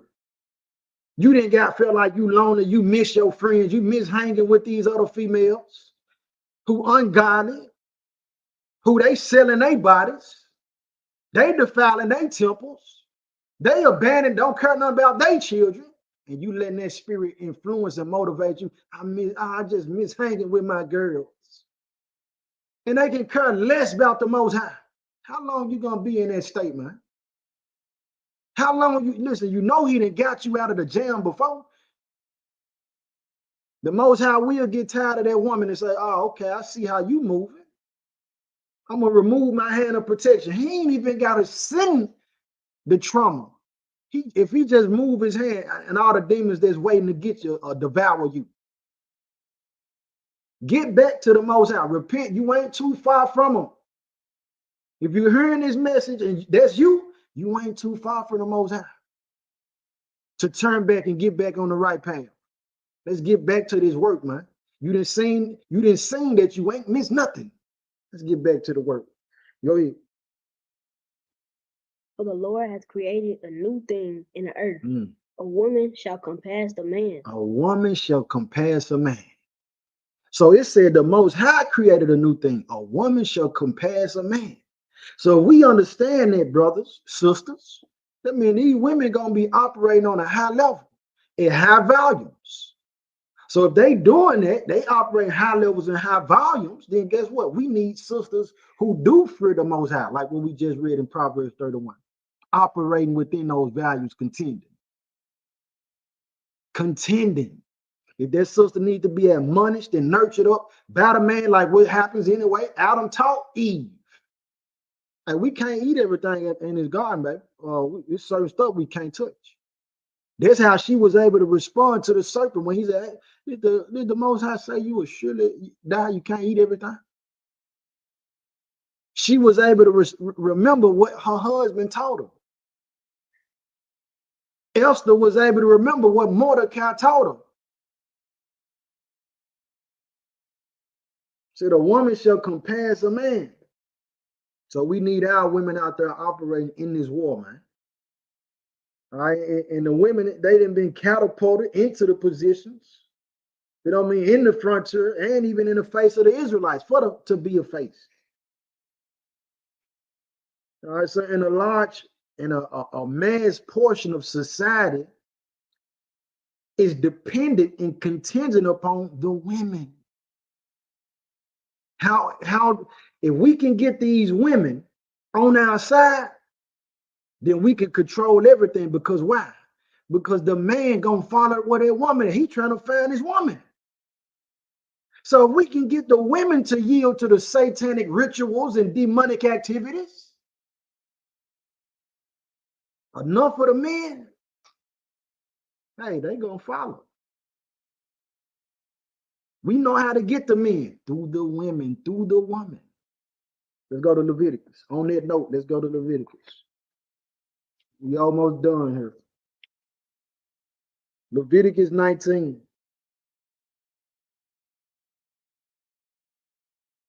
Leviticus chapter 19. This is how powerful you is, sis.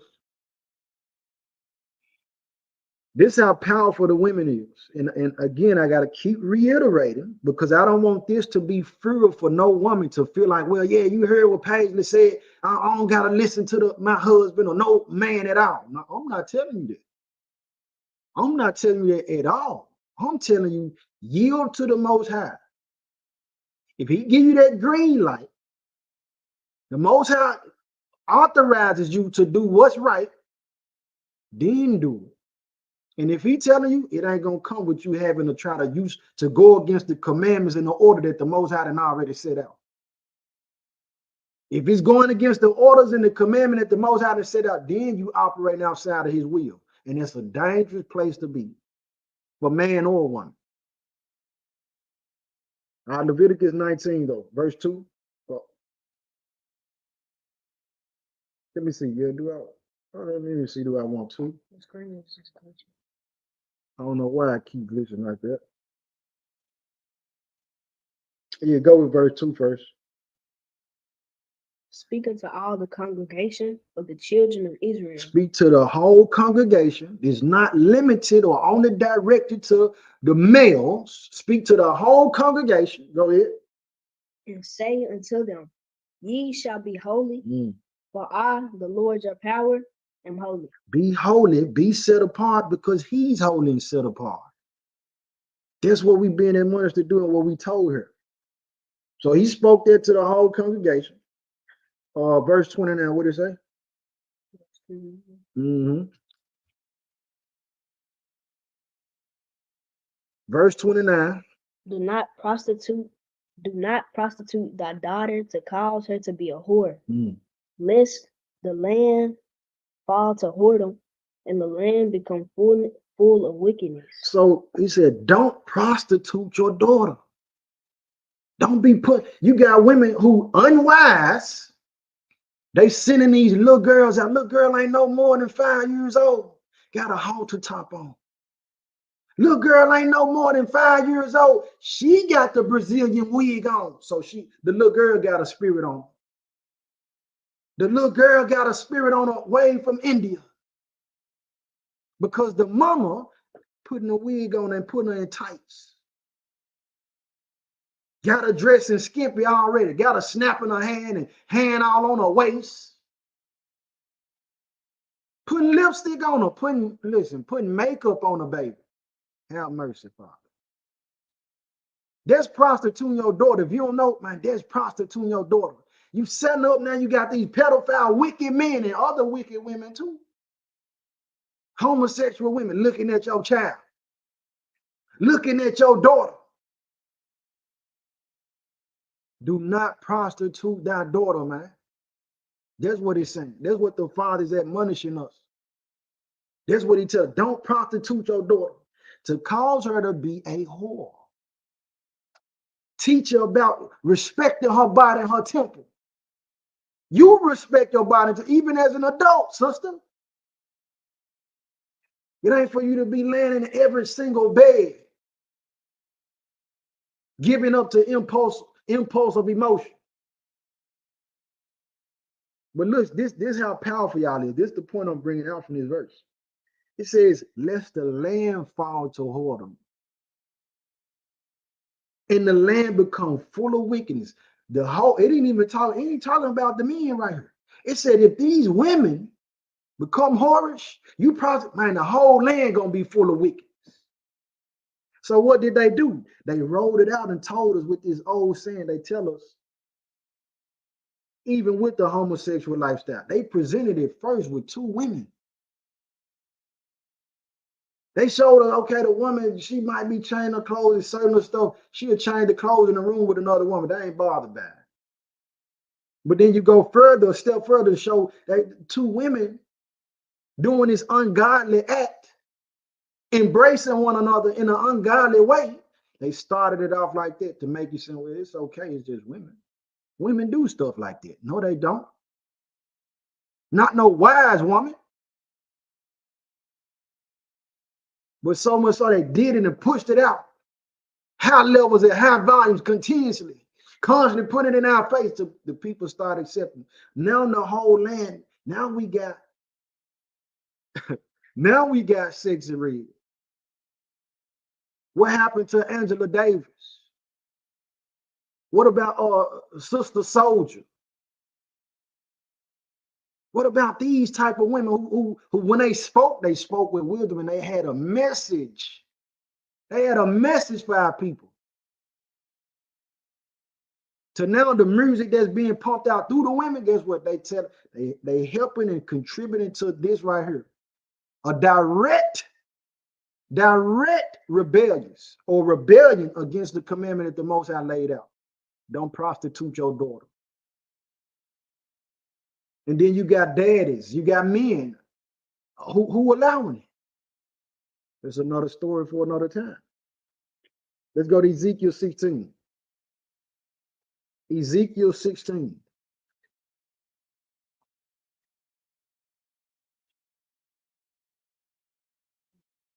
You there? Go ahead with verse 44. Ezekiel 16. 44? Mm-hmm. Ezekiel 16. Ezekiel 16, go ahead for me.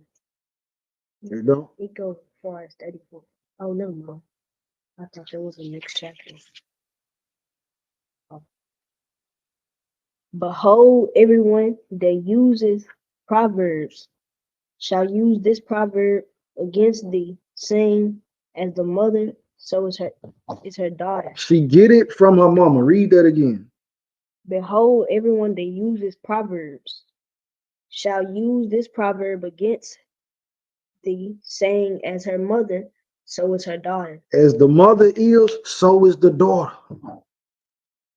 So you got women who not wise, they prostitute their daughters.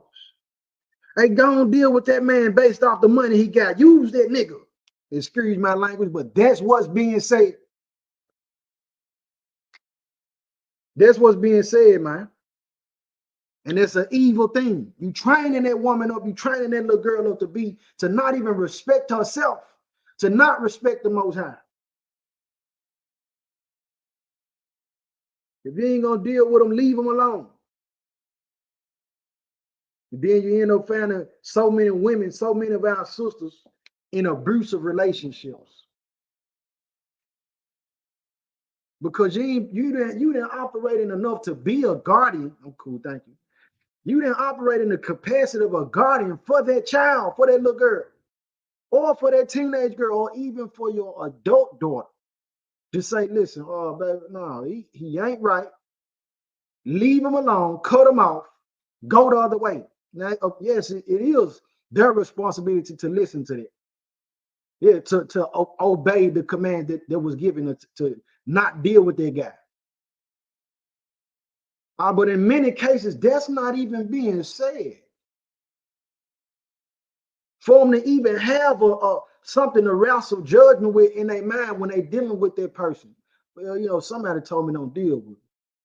They don't even have that there. All they know is somebody told me, use them. Get what you can from them. As long as you can from them. There's prostituting your daughter. But it said, everybody that use Proverbs shall use this Proverbs against you. As is the mother, so is the daughter. So if the daughter is unwise in a lot of cases and foolish, it's because her mama was. Verse 45. Thou art thy mother's daughter. You are your mother's daughter. Go ahead. That loatheth her husband, her children. So you just like your mama.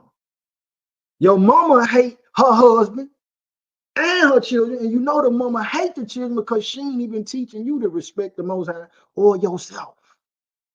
So yeah, you for sure your mama's daughter. This is what the book tells you. Just like your mama. You don't respect men. You don't respect no godly man, and you hate your children. You don't even care for your babies. But this ain't to condemn you. We go if you convicted by it, repent. You can change your ways. You can change from that. It's very possible. Read it. And thou art the sisters of thy sisters. You your sister, just like your sisters too. Go ahead. Which loatheth their husbands and their children. They hate their husbands and children too. Y'all all the same. This is what he's saying. But he's talking to that particular type of woman. Even in this case, he's talking about us as a nation, though. But his word it hit on every level. I don't know why the screen keep doing that. Jessica Mata. Forgive me if I pronounce your name wrong. Thank you. Huge salute way to you, Barry Mitchell, way in London. All praise to the Most High. Thank you for tuning in. Bless you, man. I would say, thou art thy mother's daughter, that loatheth her husband and her children.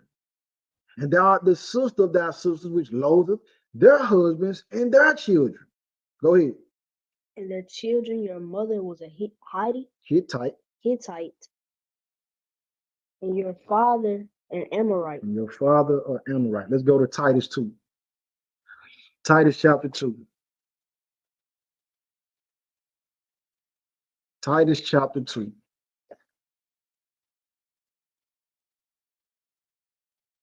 Titus chapter 2. So while we getting this, which Titus is right after Timothy, sisters,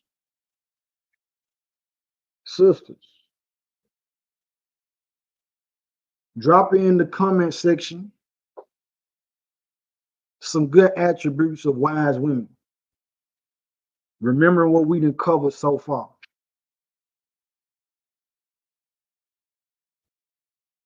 So that even the younger women who were tuned in, and not just younger in age, I'm saying younger in spirit too, younger in knowledge and wisdom, that they could see these comments and say, okay, well, yeah, let me work on those things. And those things that y'all see, Even if you old or young, in the comment section that the sister dropped, include those things in y'all's prayers. Father, make me a virtuous woman. Help me to be virtuous. All right, Titus 2. Start with verse 1. But speak thou the things which become sound doctrine, that the aged men be sober, grave, temperate, sound, in faith, in charity, in patience. The aged women likewise. The aged women to be sober, not no drunk woman. Need to be sober. Did they be sober? Grave meaning that you taking things serious. Not meaning you so serious to you offending people, but you understand, man, it's a time to play and it's a time to not be doing all that, playing games like that. Understanding the gravity of the matter. Sober, grave, temperate, and you got patience.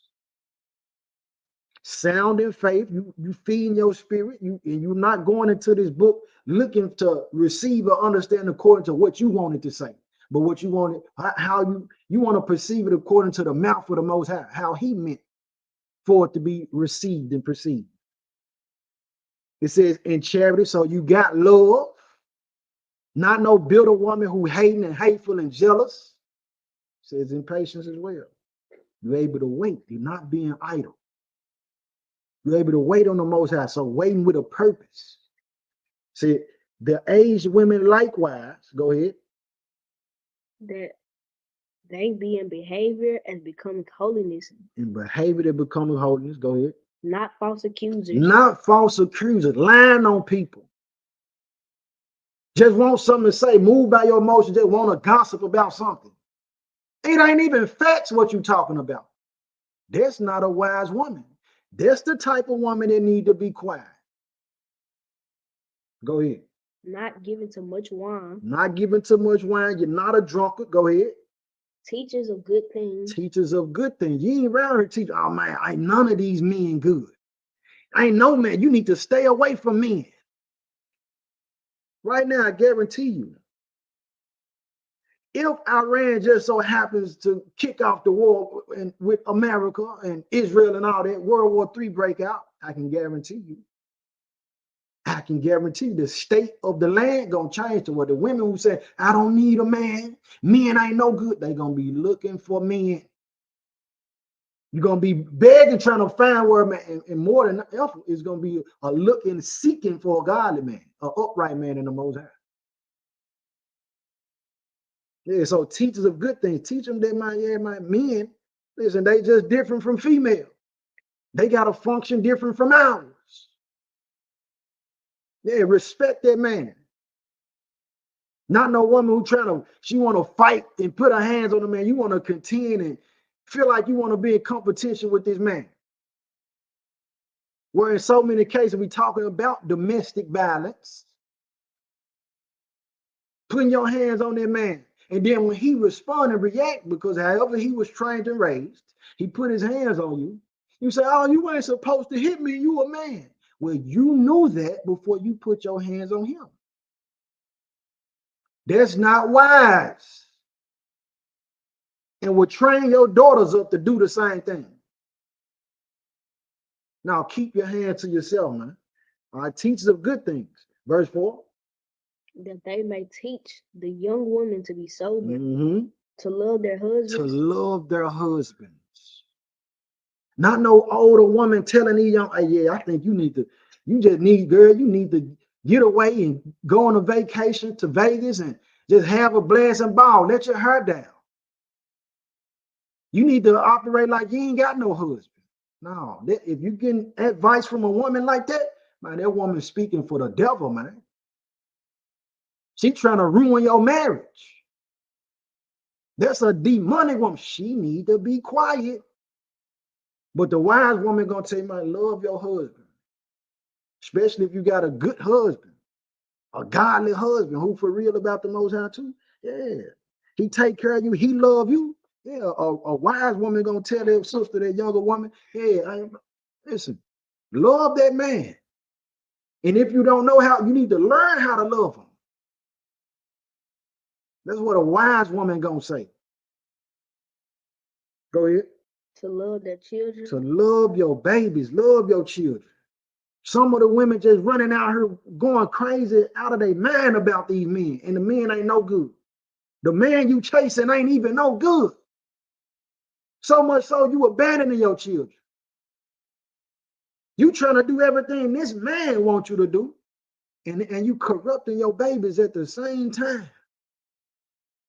Because that man ain't telling you, hey, you need to be directing these children to the Most High. Hey, baby, look, man, make sure you tell the children, hey, we need our babies to be focusing on what's righteous. That ain't going on in a lot of cases. But if he is saying it, then you got cases where the man is saying it, but the woman ain't wise enough. She's saying, no, don't tell me what to tell my children. You can't teach me what to teach my babies. That ain't a wise woman, man. A wise woman gonna hear it and say, yeah, let me go ahead and admonish my children up in what matters. Because the second death is real. The lake of fire and brimstone is real. And guess what? New Jerusalem is real too. Go ahead. To be discreet. To be discreet. You ain't all out in the front trying to be seen and heard. All loud. Gotta have some attention. Some of the women, even the men, but we're talking about women tonight. Slaves to the desire to receive attention. You gotta be heard. You gotta be seen. You gotta come outside with this high visual, look like you got on one of the vests from the warehouse. Someone, they putting the red in their head, they putting the blue in their head, they putting the purple in their head because they not discreet. They want to be seen. Feeling less of a woman because you feel like I'm not getting enough attention. I got to do something to get the attention. Listen, if somebody ever told you, baby, you're beautiful without all that, what you gonna do when you ain't got access to the weave to put in your head? Like don't tell me when the war break out, ain't nobody finna be steady going into no beauty shop for no bundles. When we talk about the famine hitting the land and the system shutting down, that means the 18-wheelers ain't bringing in no more Brazilian and Malaysia weave. They ain't bringing in no more lashes and Maybelline. So you're going to be left to be in your natural state without all that. What you going to be then? How you going to feel then, sister? Learn to love yourself without all that. And then a lot of them, you looking for a man, and you so loud that you are end up missing a man that's for you because he ain't looking for no loud woman. He gonna recognize what's gonna get his attention is the woman that's quiet and ducked off in the, oh man, she discreet. I like that. Woohoo. That get his attention. Keep going. Chase. Do you respect this? You got something about yourself like you can control yourself. Keep going. Keepers at home. Keepers at home. Know how to take care of the home. You got a lot of women, like the book tells us in Proverbs, said that wicked woman, she ain't never at home. She always out in the streets. Henceforth the term, for the streets. She's for the streets because she's always in the streets, always in somebody's face, always in somebody else's business. That's not a wise woman. Keep going.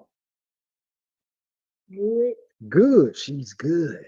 But the word say, man, you need something bad, man. You want a BB.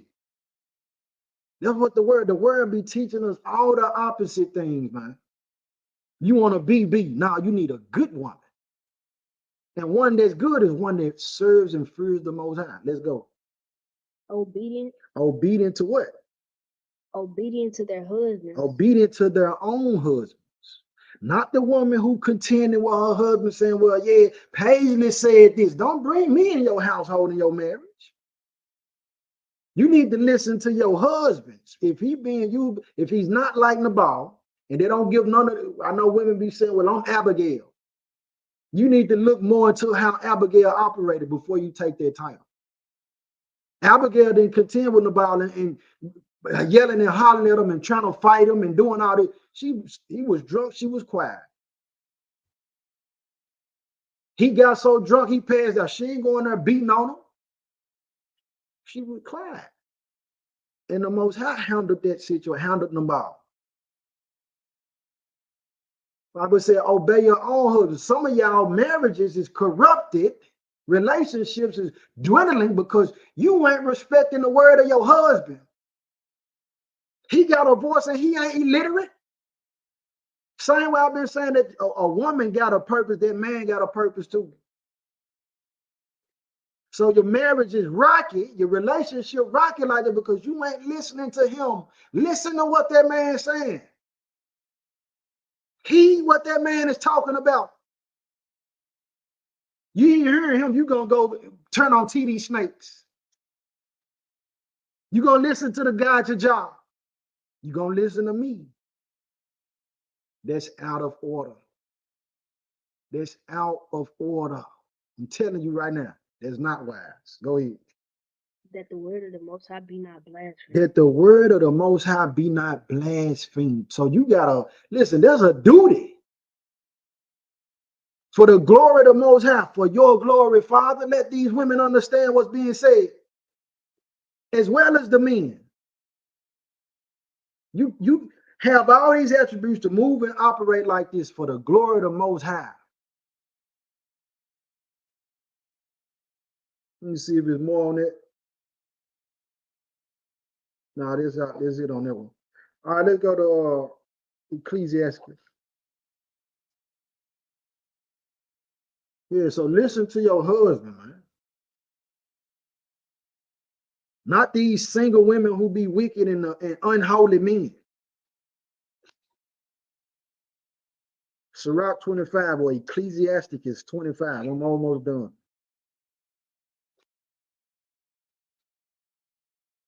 Verse 3 when you get it. I'm almost done.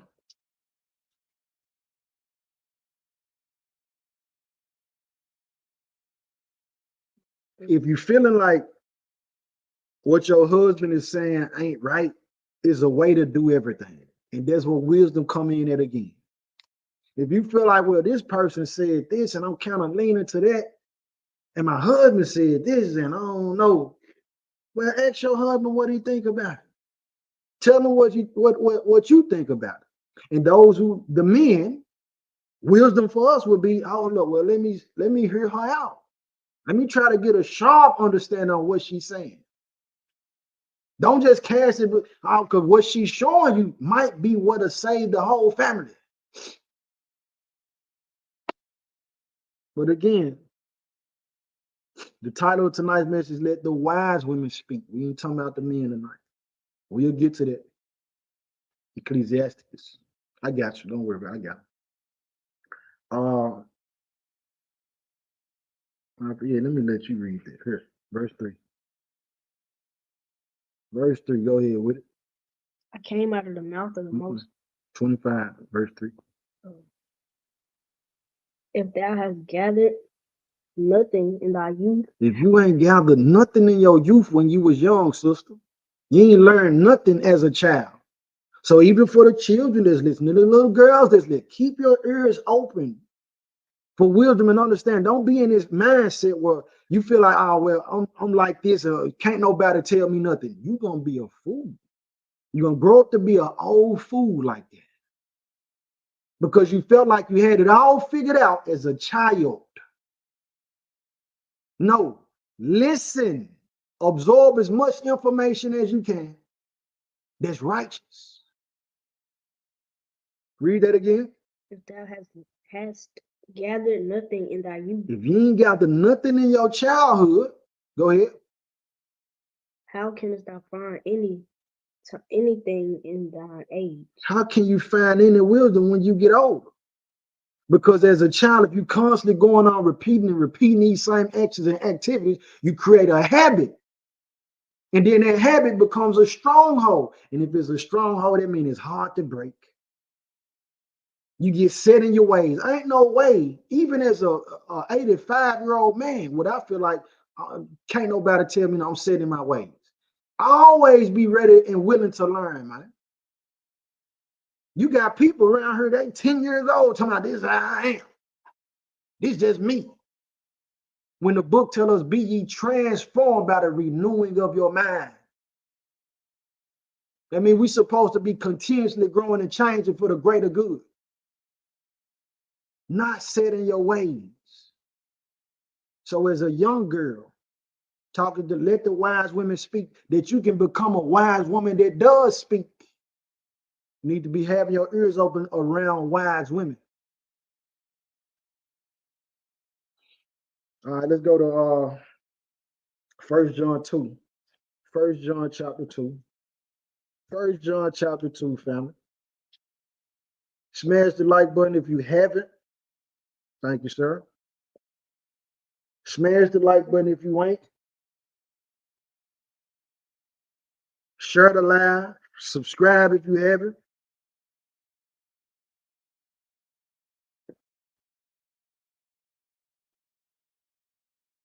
We're in 1 John chapter 2, verse 15. That's right, Endure Ascension. Remain teachable.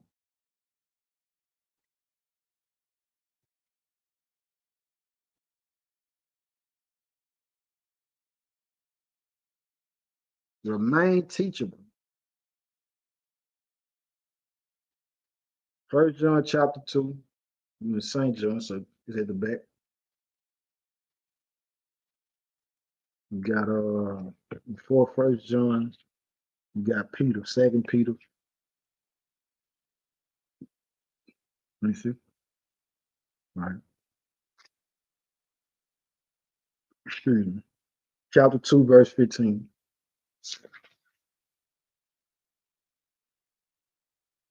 Love not the world, neither the things that are in the world. Love not the world. Don't love this world or the things that's in the world. Watch this. Go ahead. If any man love the world, the love of the Father is not in him. If you love this world, and I don't know how anybody could love this world, the state that it's in right now. Said, if you love this world, the love of the Father ain't in you. Go ahead. For all that is in this world, lust of the flesh. The lust of the flesh. So yeah, she got that BBL. You done went and got the BBL so people can lust after you. You done started your OL page. You on Instagram doing all this ungodly stuff, showing yourself, sitting on the sink and all that. The lust of the flesh, go ahead. And the lust of the eyes. What people see, the lust of the eyes, and you creating sin, you multiplying the sinners of men on the earth if you don't know when you're doing it. You need to cover yourself up. So that's on your account for sin of what you've done and how you live this life. Go ahead. In the pride of life. In the pride of life, go ahead. Is not of the Father. It's not of the Most High. So now we get some wisdom if you don't know. Because there's a lot of women that ain't been told what I'm telling you right now. That's not of the Most High. Go ahead. Is not of the Father, but is in this world. Mm-hmm. And the world passeth away. The world do what? Passeth away. The world passes away. This is why you can't do these things. That's going to come to an end. Again, you done went to the hospital. You done went, got this surgery. You done saved your money up. You done overtime at your job and everything. People been trying to tell you, oh, no, don't do that. Don't risk your life. You done went and contended with what they saying. You done went and got this BBL. But listen, you getting older every second. And then when you become an elder, your body, everything goes with gravity. It goes down. Then I even said that a lot of women who go through it, they said they got a smell to them. And it ain't no good smell. People losing their life, regret. You got videos out. See, they don't put that out though. So many of the women who got their surgery done on their bodies, even like this wicked being Megan the Stallion say, while she at the rally, she say, well, if y'all look, women, if you love your body, you know who to vote for. Like, what's this about? What's this about? If you love your body, vote for your destruction. through Kamala Harris. This is what she admonishing the women to do. But it said the lust of the eyes and all that. Said, man, the world passeth away. Keep going, son. And the lust thereof, but he that doeth the will of the Most High abideth forever. But the one that does the will of the Most High, he gonna abide forever. That's what we talking about. That's what we on. That's what a wise woman. That's what a wise woman's focus would be. All right, saying the lust of the eyes, the lust of the world, all that, that's gonna pass away.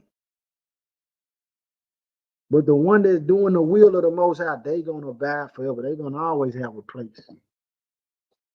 And you know it to be true because you got men and women turn their back on the Most High, don't give no attention to them. But as soon as they get in trouble, they looking for that wise woman who knows the Most High. Man, I need your auntie to pray for me. Let me call sis. Let me call mom. Let me call grandma. Grandma be praying for me. Sis be praying, man. I know she can get one through. Well, if you know that much, if you know that much about your sister that she tapped in when she have dreams, she have visions that come to pass. If you know them, why aren't you shoulder to shoulder with her? Getting what she got, trying to get it in a righteous way, coveting to prophesy like the Bible says. All right, 1 Timothy 2. Last one. 1 Timothy chapter 2, last one.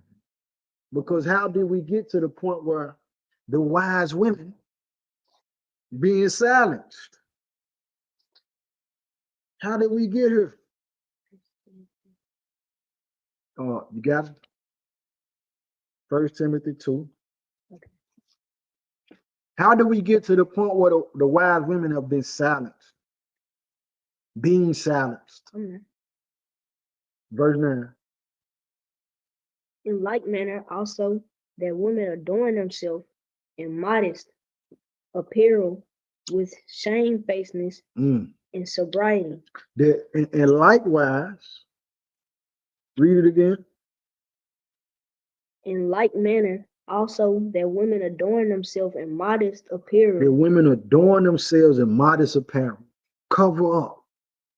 Make sure you got on some, listen, because a lot of them, if you don't know this, sister, when you're going out to get a man or trying to get attention from a man and you dressing with revealing articles of clothing, the man who's not tapped in with the Most High, and even a lot of men who are tapped in with the Most High, you might get his attention.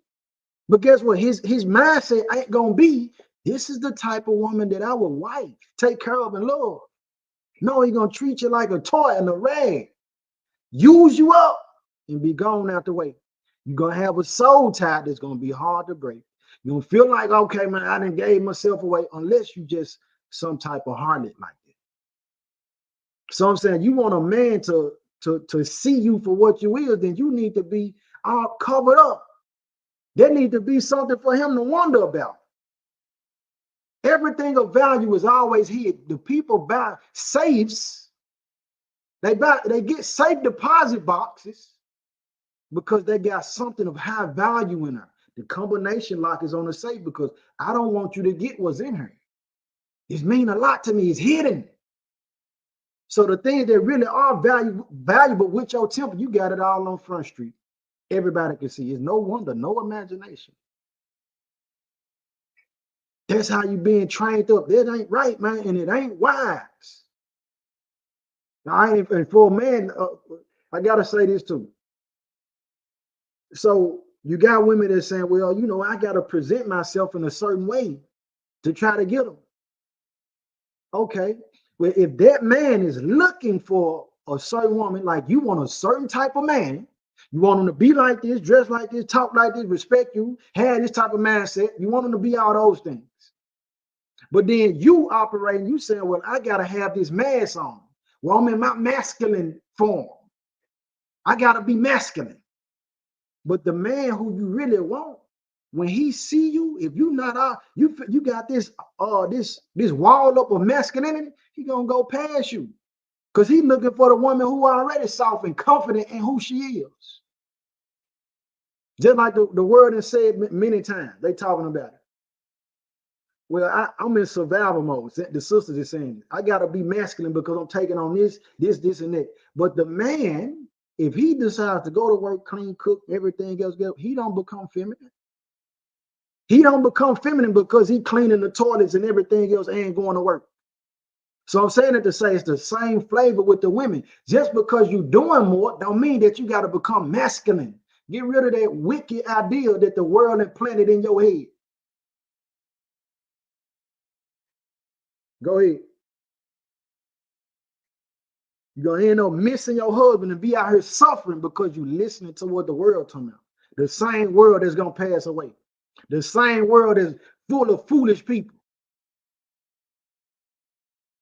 telling you not to listen to your husband and be single and independent and all that. While the rest of the women in the world, the other ethnic groups, my own folk powering up because they with their men. They respecting their men. They wise enough to respect their men, man. Go ahead. In like manner, also, that women adorn themselves in modest apparel with shamefacedness. With shamefacedness. Go ahead. And sobriety. And soberness. Go ahead. Not with broided hair. Broided. So it's not that you so much focused on your hairstyle. Man, a lot of the women, listen, you can come outside, hair all over your head. A man will still be like, man, she is fine. But the world has conditioned the sisters to think that you got to have all this extra stuff. It's extra artificial stuff. It's not necessary. Yeah, you want to be decent, presentable. Okay, yeah. But don't let that become the thing that you feel like that's your identity. You don't even feel like yourself if you ain't got your hair braided.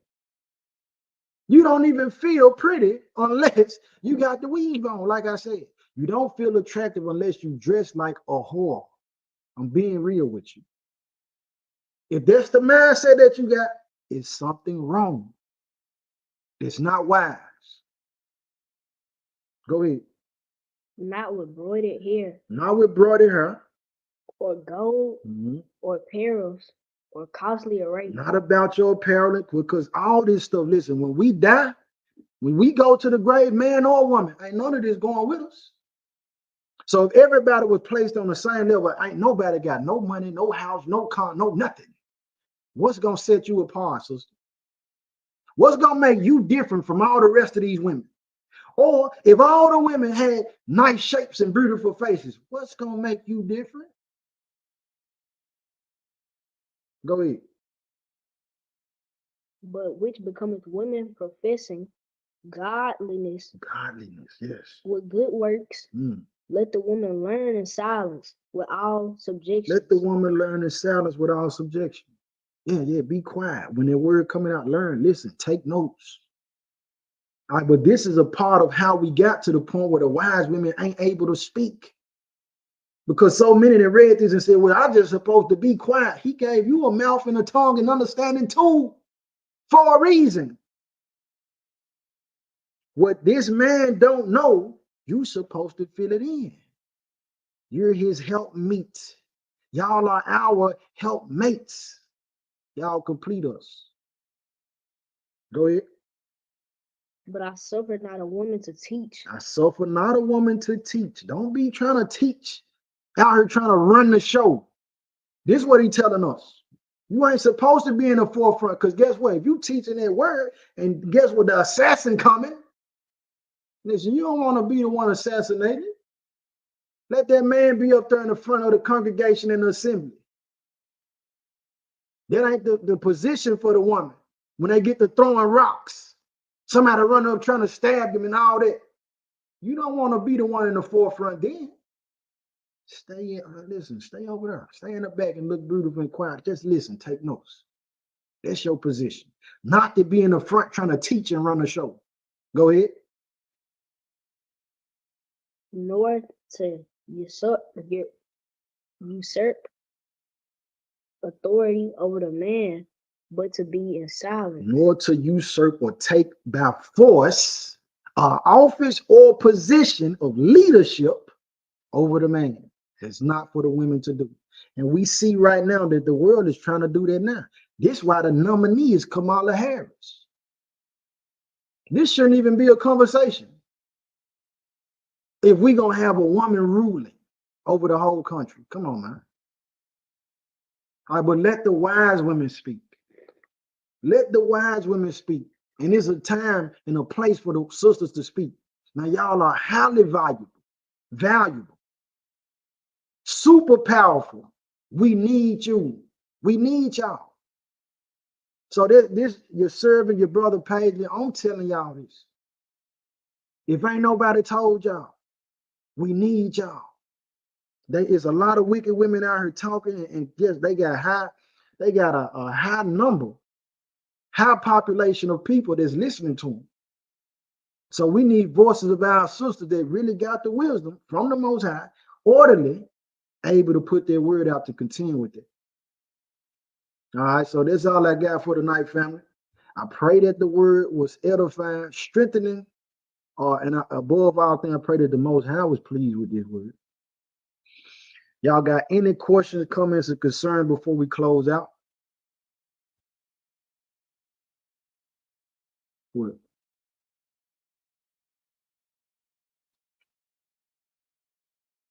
Okay. All right, so I put this one on the screen. Let's see. Coming from Sis Asuru Ramonto. Sisters, make sure you marry the Most High fearing man that keeps the Torah, the instructions of the Most High, follows the Most High. Said his niece was fooled by an undercover homosexual who projected himself as a straight man. Make sure you follow, you're looking for a truly Most High fearing man, because you got some men too, so who will use the Most High as a crutch to fool you, to be in subjection in a way. And if that's the doctrine that a man is pushing, that, you know, I'm the head of the household, that's already understood. Do you know that? Do you understand what that is, bro? But many men will use that as a point to manipulate women.